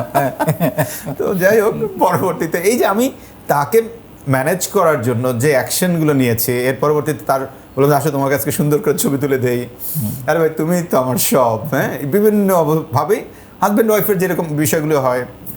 সো ওই খুনসুটিগুলো করে দেন বিষয়টা মিনিমাইজ করেছি। দেখেন, আমি রিয়ালাইজ করার পর বিষয়টাকে মিনিমাইজ করার জন্য যে অ্যাকশনটা নিয়েছি, এইটাকে বলা হয় কম্প্যাশন। একজন ইমোশনাল ইন্টেলিজেন্ট মানুষ সামনের মানুষটার এই বিষয়টা তার অবস্থান থেকে বুঝে দেন রেসপন্স করা, এবং ওইটাকে মিনিমাইজ করার জন্য বা ওইটাকে নিউট্রালাইজ করার জন্য যে অ্যাকশনগুলো নেবেন সেটাকে বলছি আমরা কম্প্যাশনেট। এবার যদি আমি এটার সঙ্গে রিলেট করে আসি যে আমার মিসেস রাগ হইলো যে তুমি দেরি করে আসছো, তাহলে আমার নিজেকেই প্রশ্ন করা, আচ্ছা সারাদিন যদি আমি এরকম ঘরের মধ্যে থাকতাম তাহলে আমার প্রশ্নটাও এরকম হতো, আমার প্রশ্ন কীরকম আসতো কিনা? নিশ্চয়ই আসতো। তখন কিন্তু দেখবেন আপনার ভিতর থেকে এবার উত্তরটা ডিফারেন্ট আসবে। এই জায়গাটা পরিবর্তন করতে পারলে তখন নিজের ম্যানেজটা অনেক সহজ হয়। অ্যাবসলিউটলি। এবং নিজেকে ঠান্ডা রাখার জন্য তো বেশ কিছু মেথড বলেছি, স্ট্রেসকে ম্যানেজ করা, মেডিটেশন করা, আদার্স আরও অনেক। কেউ হচ্ছে যে নিজেকে একটু কুল রাখার জন্য বিভিন্ন কাজ করে, এক একজন এক একভাবে। কেউ হচ্ছে টানা গোসল করে, কেউ হচ্ছে যে কোরআন তেলাওয়াত করে, কেউ হচ্ছে নামাজ পড়ে, কেউ হচ্ছে এসে আবার শাওয়ারে ঢুকে যায়। এক একজন মানুষ এক একভাবে করতে পারে। সো আমরা 3টা শুনলাম, নিজের দিকে আমরা শুনেছি 2টা, আর অন্যের একটা শিখে ফেলছি, যেটাকে এমপ্যাথি বলা হয়। নিজের আরেকটা হচ্ছে সেলফ মোটিভেশন, যেটা ড্যানিয়েল গোলম্যান পরবর্তীতে এটা সেলফ ম্যানেজমেন্টের মধ্যে ঢুকিয়ে ফেলছে। অ্যাগেইন সেলফ মোটিভেশনটা কি, সেলসের মানুষের জন্য এটা সবচেয়ে বেশি দরকার। দেখেন, আমি আমার নিজেকে নিজে মোটিভেট করা, এই যে নিজেকে নিজে মোটিভেট করার জন্য অনেকগুলো কাজ করার সুযোগ আছে। প্রথম কাজটা হচ্ছে পজিটিভ মাইন্ডসেট। আপনি পজিটিভ মাইন্ডসেট ছাড়া নিজেকে মোটিভেট করার কোনো স্কোপই নেই। তো এখন নিজেকে পজিটিভ করতে চাইলে আমার ভিতরে সৃষ্টিকর্তা একটা আলাদা রিসেপ্টর দিয়েছে, যেটার নাম হচ্ছে র্যাশ, রেটিকুলার অ্যাক্টিভেটিং সিস্টেম। এই র্যাশের কাজ হচ্ছে বাইরে থেকে যা কথাবার্তা শুনি পুরোটাই আমার ভিতরে সাকনির মতো করে ফিল্টারিং করে আমার ভিতরে ঢোকে। এই ফিল্টারটার নাম হচ্ছে র্যাশ। এখন আপনি নিজেকে পজিটিভ করতে চাইলে ফিল্টারিংটা করতে হবে পজিটিভলি। আপনার ফিল্টারিংটা এখনও নেগেটিভ হয়ে আছে। অনেকের মানে ম্যাক্সিমাম লোকের ফিল্টারটা নেগেটিভ। নেগেটিভ হয়ে থাকে। সো এই নেগেটিভ আজকের পর থেকে আমি দেখবো না, নেগেটিভ বলবো না, নেগেটিভ মিশবো না। কিন্তু নেগেটিভ আসবে, আসবে, সেটাকে সরায় রাখতে হবে। ছড়া রাখতে হবে। আমি একটা সুন্দর এক্সাম্পল দিই এটার জন্য। জি। মানে আমরা যখন রাস্তা দিয়ে যাই, ডাস্টবিন চোখে পড়ে, আমরা তাকাই থাকি, আচ্ছা দেখি একটু করি না তো, আমরা অন্যদিকে তাকায় নাকে হাত দিয়ে চলে যাই। So negativity like this. Absolutely. আপনি যদি এটা বলছেন এটার সঙ্গে বলি, অনেকে ধরেন কোথাও একটা দুর্ঘটনা হয়েছে, এক্সাম্পল যে এই কিছুদিন আগে আমাদের লঞ্চ দুর্ঘটনা হলো, একবারে কেটে ফেলছে মানুষজন। আমি ভিডিওটা একবার দেখছি, তাও অনেক ডেপথ দেখি নাই, কিন্তু এরকম হাজারো লাখো কোটি মানুষ আছে যারা কিনা হাই হাই এমনি কাটছে, এই জায়গাতে কেটে ফেললো, শাড়ি পরা ছিল, এই হয়েছে, এর গ্রামের বাড়ি কোথায়, কি অবস্থা, তার ফ্যামিলির লোকজন এখন কী না করতেছে, কী না ভাবতেছে। আচ্ছা থিঙ্ক, আমি এটা এত ডেপথ চাই না, আমার কি হবে? আমি কি এটা কিছু করতে পারবো? এটা কি আমার কন্ট্রোলে আছে? মানে আমার কন্ট্রোলে নাই তো এই সমস্ত জিনিস। যেহেতু আমার কন্ট্রোলে নাই, আমি এটা কিছু করতেও পারবো না। আমি জানা দরকার জানছি, দ্যাটস ইট। এত ডেপথ যাওয়ার দরকার নেই তো। আমি একটা এটা সুন্দর ফিল্টারিং করছি, সেটা হচ্ছে আপনি you will be surprise to know I never see reels. Oh okay, never. আমি ঢুকি না ওইটাতে, রাইট, আমার দরকার নাই ওইটা দেখার। রাইট, আসলেই প্রয়োজন নাই। সো এই জিনিসগুলো না মানুষকে তখন আরো অনেক নেগেটিভ করে। একটা একটা সুন্দর ইয়ে আছে, আপনি যেটা দেখেন নাই, যেটা জানেন না, সেটা নিয়ে তো আপনার দুশ্চিন্তা বা নেগেটিভ চিন্তা করার সুযোগ কম। তাহলে আপনি যেটা পজিটিভ সেটুকুই জানেন, রাইট, তাহলে আপনার ইয়েটা আরও বাড়বে, অনেক বাড়বে। এটার একটা বিষয় কি, এটার সঙ্গে একটা কানেক্টিং আমি রেফারেন্স আপনাকে কোট করতে চাই, তাইলে আমাদের যারা দর্শক তাদের বুঝতে সুবিধা হবে। একটা বিখ্যাত বই আছে, the science of intelligent achievement, এটা লিখেছেন ডক্টর ইসাইয়া হ্যাঙ্কেল। তো ওইখানে বেশ কিছু গবেষণা উল্লেখ করেছে। তার মধ্যে একটা গবেষণা হচ্ছে যে মানুষের ব্রেন যে কোনো নেগেটিভিটির সাথে কানেক্ট করতে 0 সেকেন্ড সময় নেয়, কিন্তু পজিটিভিটির সাথে কানেক্ট করতে 12 সেকেন্ড সময় লাগে। এই যে আপনি রিল দেখা বন্ধ করছেন, দেখেন আপনি যদি রিল দেখতেন, কোনো একটা ঘটনা দেখতেন, আপনি কিন্তু ধাম করে নেগেটিভের সাথে কানেকশন হয়ে যায়। এখন ইন্টেনশনালি যদি অ্যাওয়্যার হন, তাইলে না আপনি কাটবেন, নাহলে তো কাটবেন না। রাইট। সো আপনি যত নেগেটিভিটি ঢুকবেন, নেগেটিভ আপনাকে আরও টানবে, এটা খুবই ন্যাচারাল। সেকেন্ড, সঙ্গ দোষে লোহা ভাসে। আরেকটা উদাহরণ দেই, অনেকের উপকারে হবে। অনেকে খুব মন খারাপ, কি আমাকে বাজে কমেন্ট করছে, ভাই তুমি কমেন্ট দেখো কেন? কমেন্ট পড়ো না, কারণ যে লিখেছে সে তার অবস্থান থেকে লিখেছে, তার অবস্থানটা তো আমার জাজ করার দরকার নেই। সে হয়তো আনহ্যাপি, তার হয়তো কোনো কিছুর অভাব আছে, তার হয়তো মেজাজ খারাপ, সে হয়তো ডিপ্রাইভড, নানান কারণ থাকতে পারে, সে নেগেটিভ হইতে পারে। তো আমার দরকার নেই তো তাকে নিয়ে অ্যানালাইসিস করার। অ্যাবসলিউটলি, তুমি দেখো না কমেন্ট। আমি আমার ক্ষেত্রে অবশ্যই বলি, আমি আরেকটু এক ধাপ এগিয়ে বলি যে আপনি দেখেন, সমস্যা নাই, কিন্তু ওই যে ওই কাজগুলো চিন্তা করেন যে এই লোক ওর বেড়ে ওঠার মধ্যেই ঝামেলা হয়েছে। প্রত্যেকটা মানুষের ডিকশনারি আলাদা, প্রত্যেকটা মানুষের ডিকশনারি। আপনি একই অফিসে 10 জন চাকরি, 10 জন ডিকশনারি তো আলাদা। অ্যাবসলিউটলি। তো আপনি একজন কমেন্ট করতেই পারে, যেমন আমি অনেক ভিডিও করলে অনেকে সেলসের লোকজন আসে, ধরেন আমাকে লেখে দালাল, কেউ কেউ বলে আয় বেটা মার্কেটে এসে কাজ করে দেখায় দে, এরপরে তোর কথা আমি বিশ্বাস করবো। তো আমি চিন্তা করি যে আসলে ও তো আমার সঙ্গে জানে না, এটা তো ওর দৃষ্টিকোণ থেকে সে বলেছে, একটু আগে আপনি বললেন। সো আমি ওর সঙ্গে নড়তে যাবো কেন, আমি অ্যান্সার দিতে যাবো কেন? আমি এটাকে জাস্ট বলি যে জাস্ট ছেড়ে দেই, ওই যে পোকা ছেড়ে ফেলার মতো করে। এই ছেড়ে দেওয়াটা শেখাটা খুব জরুরি লাইফে, তখনই নিজের মধ্যে মোটিভেশনটা কাজ করবে। সো 3টা হলো, একটা হলো, আরেকটা বাকি। আরেকটা হচ্ছে সোশ্যাল স্কিলস বা রিলেশনশিপ ম্যানেজমেন্ট বলে লাস্ট পার্টটা, যেটা এই পার্টটা হলো মেইনলি আপনার মানুষের সাথে কমিউনিকেট করা বা রিলেশনশিপ তৈরি করা বা সমাজের নিজের একটা অবস্থান তৈরি করতে গেলে যে দক্ষতাগুলো আপনার প্রয়োজন পড়ে, বলা হয় সেই দক্ষতাগুলো এবার আপনার মধ্যে বাড়াতে হবে।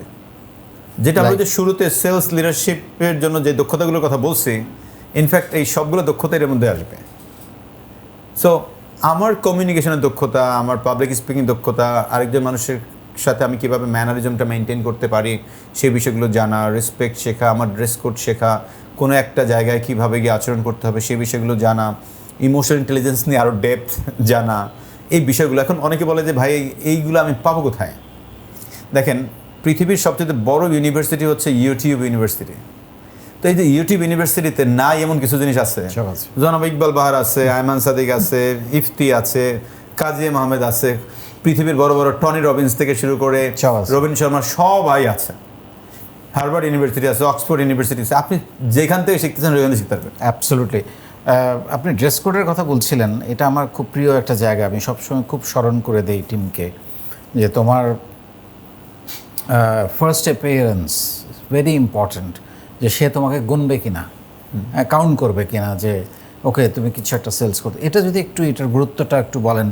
আমরা অনেক সময় খুব ক্যাজুয়াল থাকি, সেটা ড্রেস কোড নট অনলি একেবারে খুব দামি কাপড়, মানে পরিচ্ছন্ন গোছানো কাপড় এবং হাঁটা, কথা বলা, জেস্চার, পোশ্চার, আপনি যে দরজা থেকে হেঁটে এসে চেয়ারে বসলেন, চেয়ারে এসে আপনি আবার কীভাবে বসলেন, বা সো এইটার গুরুত্ব তো অনেক।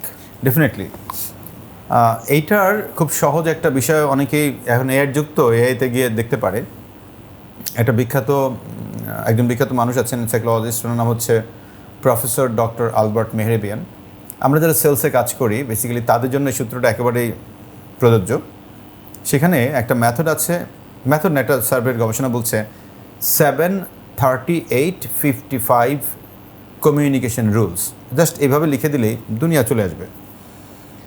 এটা কি জিনিস? বেসিক্যালি কমিউনিকেশনে উনি কোনো একটা কনভারসেশনের মধ্যে একজন মানুষ কি করে এটার উপরে একটু উনি গবেষণা করেছেন। যে ধরেন আমি আপনার সাথে এখন কমিউনিকেট করছি, আমি কি করছি, আমার তথ্য আপনাকে বলছি, দেন আমি কোনো কথা খুব জোরে বলছি, কোনো কথা আস্তে বলছি, আমার ভয়েস টোনের একটা মডুলেশন হচ্ছে। আপনি তো একজন নিউজ প্রেজেন্টার ছিলেন, আপনি ভালো বুঝবেন। থার্ড থিংস হচ্ছে যে আমার বডি ল্যাঙ্গুয়েজ, যে আমি হাত নাড়ছি, আমার ফেশিয়াল এক্সপ্রেশন, আমার ড্রেস কোডে পুরোটাই হচ্ছে বডি ল্যাঙ্গুয়েজ। অ্যাবসলিউটলি। তো এখন আমরা যখন কোথাও কমিউনিকেট করি, বিশেষ করে যে সকল কমিউনিকেশনগুলো সেলস প্রেজেন্টেশনের মতো করে, এই কমিউনিকেশনগুলোর ক্ষেত্রে বডি ল্যাঙ্গুয়েজের ইম্প্যাক্ট করে সামনের মানুষকে 55%। ভয়েস মডুলেশন বা ভয়েসের ওঠানামা, টোন, এইটা কানেক্ট করে 38%। আর ইনফরমেশন অনলি 7%। 7% অফকোর্স অনেক গুরুত্বপূর্ণ, এটা বেসিক। 7% is 100%। 100%, ইয়াস। কিন্তু এটাকে পরিপূর্ণ রূপ দেওয়ার জন্য যেটা বেশি ইম্প্যাক্ট আপনাকে আরও করতেছে সেটা হচ্ছে আপনার ভয়েস টোন, আপনার বডি ল্যাঙ্গুয়েজ। এখন এই বডি ল্যাঙ্গুয়েজটা কী জিনিস?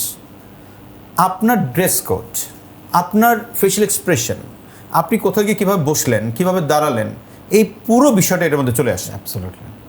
আমাদের উদ্যোক্তাদের একটা কমন ব্যাপার, যেমন এর মধ্যে আমি ওই যে আমার professional service selling skills training করাচ্ছি, সেখানে অনেক উদ্যোক্তারা জয়েন করেন। একজন প্রশ্ন করেন যে ভাই আমি তো দোকানদারি করি, তাহলে আমার কি আসলে ড্রেস কোড ফলো করা দরকার? তা আমি ওনার পাল্টা প্রশ্ন করলাম। আচ্ছা ধরেন আপনার সামনে দুজন মানুষ আসলো। একজন মানুষ হলো যে খুব সুন্দর করে একটা পরিষ্কার পরিচ্ছন্ন শার্ট ইস্ত্রি করা পরা, ইনটেন করা, আর আরেকজন আসলো একটা গেঞ্জি পরা এবং একটা ট্রাউজার পরে। এই দুই ব্যক্তির মধ্যে কাকে আপনার ভালো লাগবে? তো উনি বলে যে শার্টটা ইন করেছে তাকে ভালো লাগবে। কেন ভালো লাগবে? বলে না, দেখলেই তো ওনার কাছে কেমন একটা সুপার মনে হয় যে ওনার মধ্যে একটা পার্সোনালিটি আলা মানুষ, উনি কিছু জানেন, এরকম একটা ফিল আসে আমার মধ্যে। তাহলে উত্তরটা আপনার কাছে এখন সিম্পল। আপনি যেই স্টাইলেই থাকতে চান না কেন, আপনি ওইটাকে যদি প্রফেশন হিসেবে চিন্তা করেন, ওই প্রফেশনের সঙ্গে স্ট্যান্ডার্ড যেই ড্রেস কোডটা আপনাকে সেটাই পড়তে হবে। Absolutely, absolutely. আমরা একদম লাস্ট যে কোয়েশ্চেনটা আমার ছিল সেটার উত্তরটা আপনি দিবেন এখন, যে না সেলকে হাঁ করার জন্য একজন সেলসের মানুষের বা একজন মার্কেটিংয়ের মানুষের কী ধরনের কী স্টেপস বা ধৈর্য বা কী পদ্ধতি কৌশল অবলম্বন করা উচিত? এটা একটা রিয়েল লাইফ গল্প থেকে বলি আর কি, তাইলে বুঝতে সুবিধা হবে। আমি এটা অনেক আগে, রিসেন্টলি তো আসলে অনেক ঘটনা আছে, আমি আগেরটাই বলি। সিন্স 2004 সাল, আমি তখন কুমিল্লাতে মেডিকেল রিপ্রেজেন্টেটিভ। সো ওই সময় আমার মার্কেট ছিল আপনার কুমিল্লার কান্দিরপাড় থেকে শুরু করে ওইদিকে চকবাজার হয়ে একবার সুয়াগাজী মিয়াবাজার পর্যন্ত, আর এদিকে ছিল আপনার সদর হসপিটাল, মেডিকেল কলেজ। এখানে একটা হসপিটাল ছিল, মিডল্যান্ড হসপিটাল। সো এখানে একজন ডক্টর বসতেন, ডক্টর রিজাউল করিম, উনি মেডিসিন স্পেশালিস্ট। তৎকালীন সময়ে কুমিল্লাতে দুজন মেডিসিন স্পেশালিস্ট খুব বিখ্যাত ছিল। একজন হচ্ছে ডক্টর রিজাউল করিম, আরেকজনের নাম হচ্ছে তৃপ্তি চন্দ্র ঘোষ। যদিও তৃপ্তি চন্দ্র ঘোষ তখন কার্ডিওলজিস্টই, বাট মেডিসিনের রোগী দেখতেন। তো অ্যাজ এ মেডিসিন স্পেশালিস্ট হিসেবে রিজাউল করিম স্যার প্রতিদিন 70 থেকে 80 জন পেশেন্ট দেখতেন। তো আমি অপসনিন থেকে তখন যাই। উনি অপসনিনের তখন মানে নর্মাল 2-3টা প্রোডাক্ট লিখতেন, লাইক হাইড্রোকর্টিসন লিখতেন, তারপরে ভার্গন ট্যাবলেট লিখতেন, এরকম 2-3টা যেগুলো আসলে খুবই নর্মাল প্রোডাক্ট। বাট ইনি শহরের অন্যতম ব্যস্ত ডাক্তার, এবং ওনার প্রেসক্রিপশনগুলো আবার শহরের যে বড় 2টা pharmacy, KD Roy and Shah medical hall, সেখানে গিয়ে হিট করে। এবং ওই 2টা ফার্মেসি আবার আমার, যার কারণে এনার প্রেসক্রিপশন না থাকার কারণে ওইখানে আমি বিক্রি করতে পারতেছি না, কারণ আমাদের তো বিক্রিগুলো হয় ডক্টরের প্রেসক্রিপশনের মাধ্যমেই। তো এখন এনাকে আমি যতই ভিজিট করি, এই ভদ্রলোক আমার প্রোডাক্ট লিখে না। আমি যাই, রেগুলার ভিজিট করি, কিন্তু লিখে না। তো অফিসিয়ালিও তো আমি আসলে খুব পিছিয়ে পড়ছি। আমার প্রেসক্রিপশন শেয়ারের একটা পারফরমেন্সের ব্যাপার আছে, আমার এখানে সেলসের পারফরমেন্সের ব্যাপার আছে। তো একবার নিজেকে নিজে আমি একটা মোটো নিলাম যে আমি ওনাকে দিয়ে লেখাবই। আমি কিন্তু ইতিমধ্যে 7-8 মাস ওনাকে আমি ভিজিট করছি, উনি প্রোডাক্ট লিখছেন না। তাহলে এবার একটা এক্সট্রা অ্যাটেম্প নিলাম। কি, সকালবেলা উনি মিডল্যান্ড হসপিটালে এসে সকাল 6:30 কি 7টার দিকে ঢুকে 1 ঘন্টা ওনার হসপিটালে কিছু পেশেন্ট ভর্তি থাকে, ওটাকে একটা রাউন্ড দিয়ে দেন উনি ওইখান থেকে জেনারেল হসপিটালে যায়, বিকজ উনি তখন জেনারেল হসপিটালের একজন কনসালট্যান্ট। তো আমি সকালে 7টার সময় উনি হসপিটালে ঢোকার আগে মিডল্যান্ডে আমি গিয়ে দাঁড়ায় থেকে ওনাকে একটা সালাম দিতাম, যে উনি আমার ফেস দেখে রাউন্ডে গেল। এইখান থেকে বের হয়ে এবার উনি যায় আবার জেনারেল হসপিটালে, তখন বাজে 9টা, কখনো 8:30। তো আমি ওই সদর হসপিটালটা আমারই ছিল, তো আমি ওই মেডিসিন ওয়ার্ডের সামনে গিয়ে দাঁড়ায় থাকতাম। আবার উনি আবার যখন এসে মেডিসিন ওয়ার্ডে ঢুকবে তখন আবার একটা সালাম, স্যার আসসালামু আলাইকুম, খুব চমৎকার করে সালাম দিতাম। এবার উনি দুপুরবেলা আবার মিডল্যান্ড হসপিটাল আসে 2:30টার দিকে। ওই সময় 2:30 থেকে 3:30 উনি 1 ঘন্টা রুগী দেখে। এই 2:30টার সময় উনি যখন এসে চেম্বারে ঢোকে মিডল্যান্ড হসপিটাল, আমি এসে ওই 2:30টার সময় আবার দাঁড়ায় থেকে উনি চেম্বারে ঢোকার সময় একটা সালাম। 3:30টার সময় উনি বাসায় চলে যায়। দেন উনি আবার আসে 5টার দিকে। 5টার দিকে এসে আবার যখন চেম্বারে ঢোকে 5টার দিকে আবার সালাম দেওয়া। এবার উনি আমার চেহারা দিকে আবার কিন্তু চেম্বারে ঢুকলো। ওনার রাতে রুগী শেষ হতে হতে তখন 12:30 1টা বাজে। আগে আমি ওনাকে ভিজিট করতাম 10টা 10:30টার দিকে, রুগীদের ফাঁকি ভিজিট করতাম। কিন্তু আমি এইবার একটা ডিসিশন নিয়েছিলাম যে আমি ওনাকে সবার লাস্ট ভিজিটটা আমি করব। শেষ রুগী শেষ, লাস্ট ভিজিট আমার, যে কথা সেই কাজ। তো লাস্ট ভিজিটটা আমি করি। তো এইভাবে চলতেছে। 5 দিন যায়, 7 দিন যায়, 10 দিন যায়, 12 দিন যায়, নো চেঞ্জ, একই অবস্থায় আছে। কিন্তু আমি তো ছাড়তেছি না। তো একদিন যেটা হলো যে খুবই মেজাজ খারাপ, কোনো চেঞ্জ আসতেছে না। তো লাস্ট ভিজিটের সময় আমার ব্যাগ ছিল, আপনারা জানেন মেডিকেল রিপ্রেজেন্টেটিভ তো একটা সিঙ্গারা টাইপের ব্যাগ ইউজ করি আমরা, রাইট? সো ওই ব্যাগের মধ্যে ওই দিন আমি অনেকগুলো স্যাম্পল নিয়ে গেছি। তো এইবার যেমন আপনি বসে আছেন, আপনার সামনে ধরেন আপনি হচ্ছেন ডক্টর রিজাউল করিম, আমি তো এই পাশে বসা। তো বললাম স্যার আমাদের এই প্রোডাক্টটা দেন, এই প্রোডাক্টটা। তো ওনাকে স্যাম্পল দিয়ে একবার চাঁদের মতো সাজাচ্ছি। প্রায় 17টা না জানি 16টা এরকম আমি স্যাম্পলের আইটেমস দিয়ে চাঁদের মতো বানাইছে। তা আমার দিকে তাকে বলে যে ইউসুফ কী শুরু করলা, কি আরও দিবা?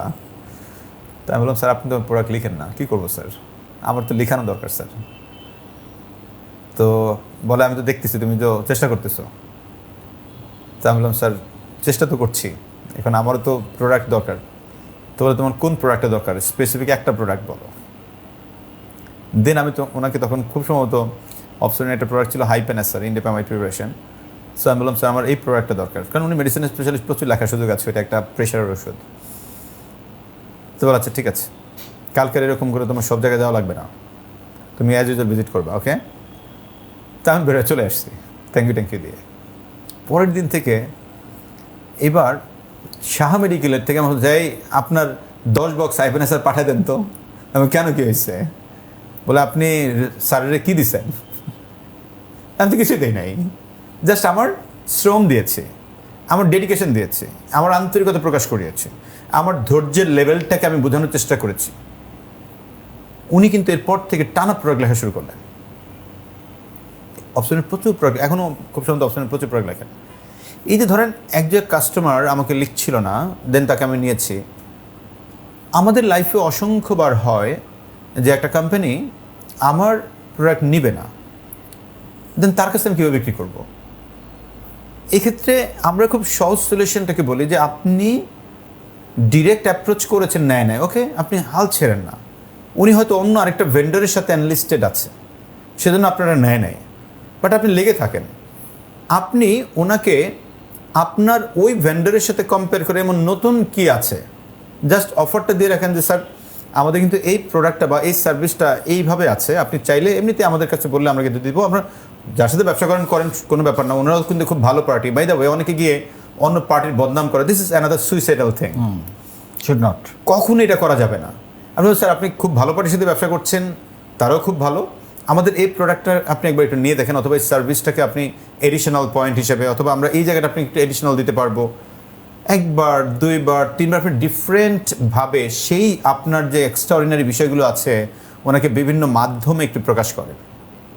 যখনই আপনি সেটা করবেন, একটা পর্যায়ে এসে মানুষ আসলে দেখতে চায় কি আপনি কতটা লেগে আছেন, ডেডিকেশন দিয়ে কতটা লেগে আছে, ধৈর্যটা। সো আলটিমেটলি সিরিয়াস, ও তো সিরিয়াস, রাইট। এটাও দেখে মানুষ, সে তো চেষ্টা করছে, মায়াও তৈরি হয় অনেক সময়। প্রচুর। সো মায়া তৈরি করা, এটা তো emotion, connecting to the emotion. তো এটা তৈরি করাটা সেলসের অনেক বড় একটা কাজ। তো আমার কাছে সবসময় মনে হয় যেটা নেগেটিভ, এবং আমরা অনেক সময় কি করি যে ফোন করেছি, উনি তো ফোন ধরলই না, শেষ, বাদ, নো, ওটাই সেল করতে হবে। এটার তো একটা সূত্র আছে। ধরেন গবেষণা বলে যে আপনার যে কোনো কাস্টমারকে কমপক্ষে 5 বার, মানে নর্মাল সেলসের ক্ষেত্রে, আমি এটা খুব এক্সক্লুসিভ সেলস বলছি না, নর্মাল সেলসের ক্ষেত্রেই যে কোনো কাস্টমারকে মিনিমাম 5 বার ফলো আপ করতে হয়, মিনিমাম। তো কেন 5 বার আসলো? এটা নিয়ে গবেষণা করে দেখা গেছে যে একটা সেলস যখন কনভার্ট হয়, মানুষ কমপক্ষে 5টা ফলো আপ পাওয়ার পর সেই সেলসগুলো কনভার্ট রেশিওটা প্রায় অনেক বেশি। আমরা যারা সেলসের মানুষ, দেখা যাচ্ছে প্রথম রিজেকশন পাওয়ার পরই প্রায় 42% দ্বিতীয়বার আর তাকে ফলো আপে যায় না। এমন করে 5টা রিজেকশন খাইতে খাইতে 92% সেলস পারসন হাল ছেড়ে দেয়, বাকি থাকে 8%। এই 8% লোক, বলা হয় 80% সেলস করতে গেলে মিনিমাম 5টা ফলো আপ লাগে। তার মানে ওই 8% লোক 80% সেলস এনজয় করে। অ্যাবসলিউটলি। এবং আমি এই ক্ষেত্রে মানে আমাদের আসলে ওই যে আপনি একটু আগে বলছিলেন ভ্যালুয়েশনটা একটু ডিফারেন্ট, ইউএসপি বা ভ্যালুয়েশন, এই জিনিসগুলো খুবই গুরুত্বপূর্ণ।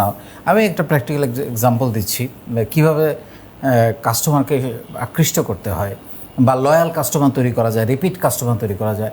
আমি একটা প্রতিষ্ঠান থেকে সবসময় এয়ারলাইন্সে টিকিট কাটতাম, এবং অন্ধ ওরে ক্রেডিটও দিত আমাকে, মানে আপনি যান, ইয়ে করেন। তো এটা আমার ভালো লাগতো যে আমি এসেও অনেক সময় 2-3 মাস পরে পে করেছি। সো ইটস এ ফ্যাসিলিটিস, সবাই তো এটা দিবে না, হয়তো আমার ফেসের কারণে, আমার অবস্থানের কারণে দিয়েছে।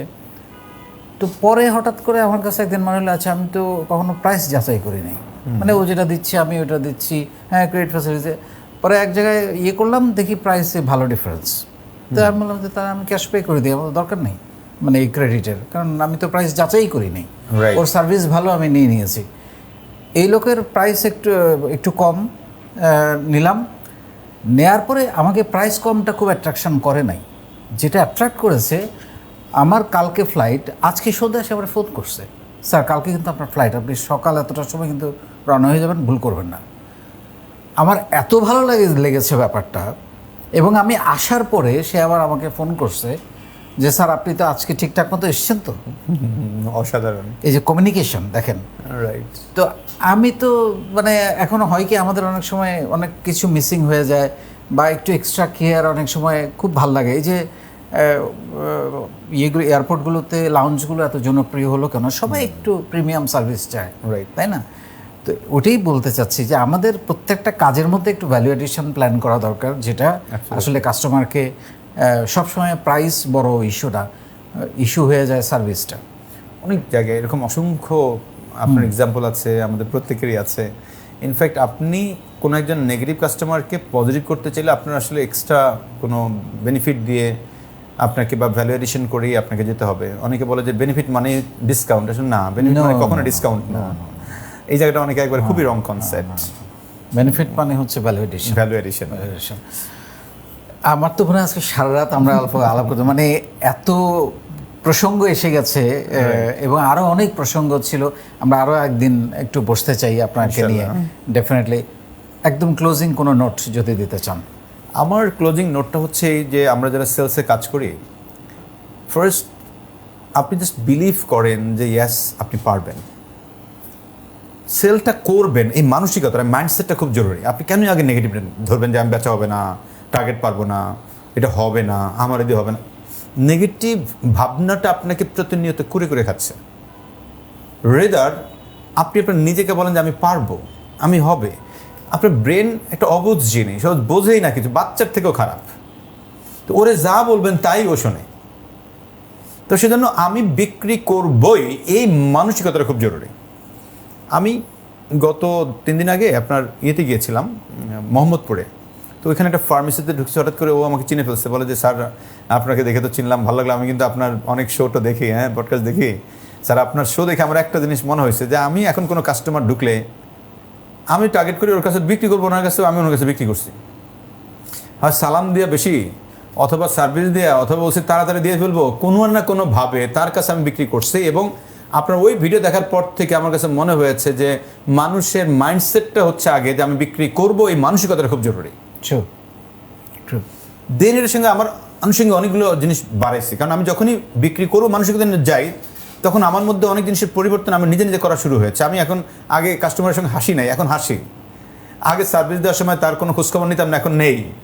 আগে আমি তাকে হয়তো এরকম দিয়ে ছেড়ে দিয়েছি, কিন্তু এখন আমি ওনাদিকে একটু তাকাই, ওনার ফেশিয়াল এক্সপ্রেশন, ওনার জামার প্রশংসা করি, এইটা করি সেটা করি করে ধরে কিন্তু আমি বিক্রিটা করতেছি, এবং আমার বিক্রি আলহামদুলিল্লাহ অনেক বেড়ে গেছে। এই যে জায়গাটা, মানসিকতাটাকে চেঞ্জ করতে হবে স্যার ফার্স্ট, এবং পজিটিভ মানুষদের সাথে একটু বেশি মিশতে হবে। যত বেশি পজিটিভিটির সাথে মিশবো তত বেশি আমরা ভালো করব, এই একটা জায়গা। এবং যেটাই করি না কেন ওই কাজটাকে এনজয় করাটা খুব জরুরি। অ্যাবসলিউটলি, ওই কাজটাকে এনজয় করা অনেক জরুরি। তুমি অনেক ধন্যবাদ। আমি অনেক কিছু শিখলাম আজকে এই আলোচনার মধ্য দিয়ে, সমৃদ্ধ হলাম, এবং আমি নিশ্চিতভাবে বলতে পারি আমাদের যারা দর্শক তারা অনেক উপকৃত হয়েছে। আপনাকে অনেক ধন্যবাদ। আপনাকে ধন্যবাদ এবং সবাইকে ধন্যবাদ, এবং আমি বিশ্বাস করি যে সবাই এই জিনিসটা ছড়িয়ে দিবেন সব জায়গায়। অ্যাবসলিউটলি। শুনলেন আপনারা, আমার মনে হয় আজকের এই মানে খুবই গুরুত্বপূর্ণ, যেটা নিয়ে আমাদের মধ্যে ভয়, শঙ্কা এবং এক ধরনের অস্বস্তি, এক ধরনের টেনশন কাজ করে যে আমি কি পারবো কি না, সেল হবে কি না, উদ্যোক্তা হিসাবে নেক্সট লেভেলে যেতে পারবো কি না। আমি মনে করি এই টোটাল প্রশ্নের মধ্য দিয়ে আপনারা অনেকগুলো উত্তর নিশ্চয়ই পেয়েছেন। তবে আমি সবসময় যে কথাটা বলি আপনাদেরকে, সেটা হচ্ছে পুরো আলোচনাটা থেকে এত কিছু মাথায় নেওয়ার দরকার নাই। যে কোনো একটা পয়েন্ট আপনি বেছে নেন এবং সেইটাকে কাজে লাগান, এবং সেই পয়েন্টটা কি আপনি সেটা কমেন্টে লিখতে পারেন। এবং ডেফিনেটলি আপনারা যারা এতক্ষণ দেখছেন তারা কমেন্টে লিখবেন কে কোন জেলা থেকে, কে কোন উপজেলা থেকে এবং কে কোন দেশ থেকে এই অনুষ্ঠান এতক্ষণ ধরে উপভোগ করলেন, এবং আগামী পর্বে আপনারা কোন ধরনের অতিথিকে এবং কোন ধরনের টপিক নিয়ে আপনারা আলোচনা শুনতে চান সেটাও আমাকে জানাবেন। অনেক ভালো থাকবেন, দেখা হবে। আসসালামু আলাইকুম।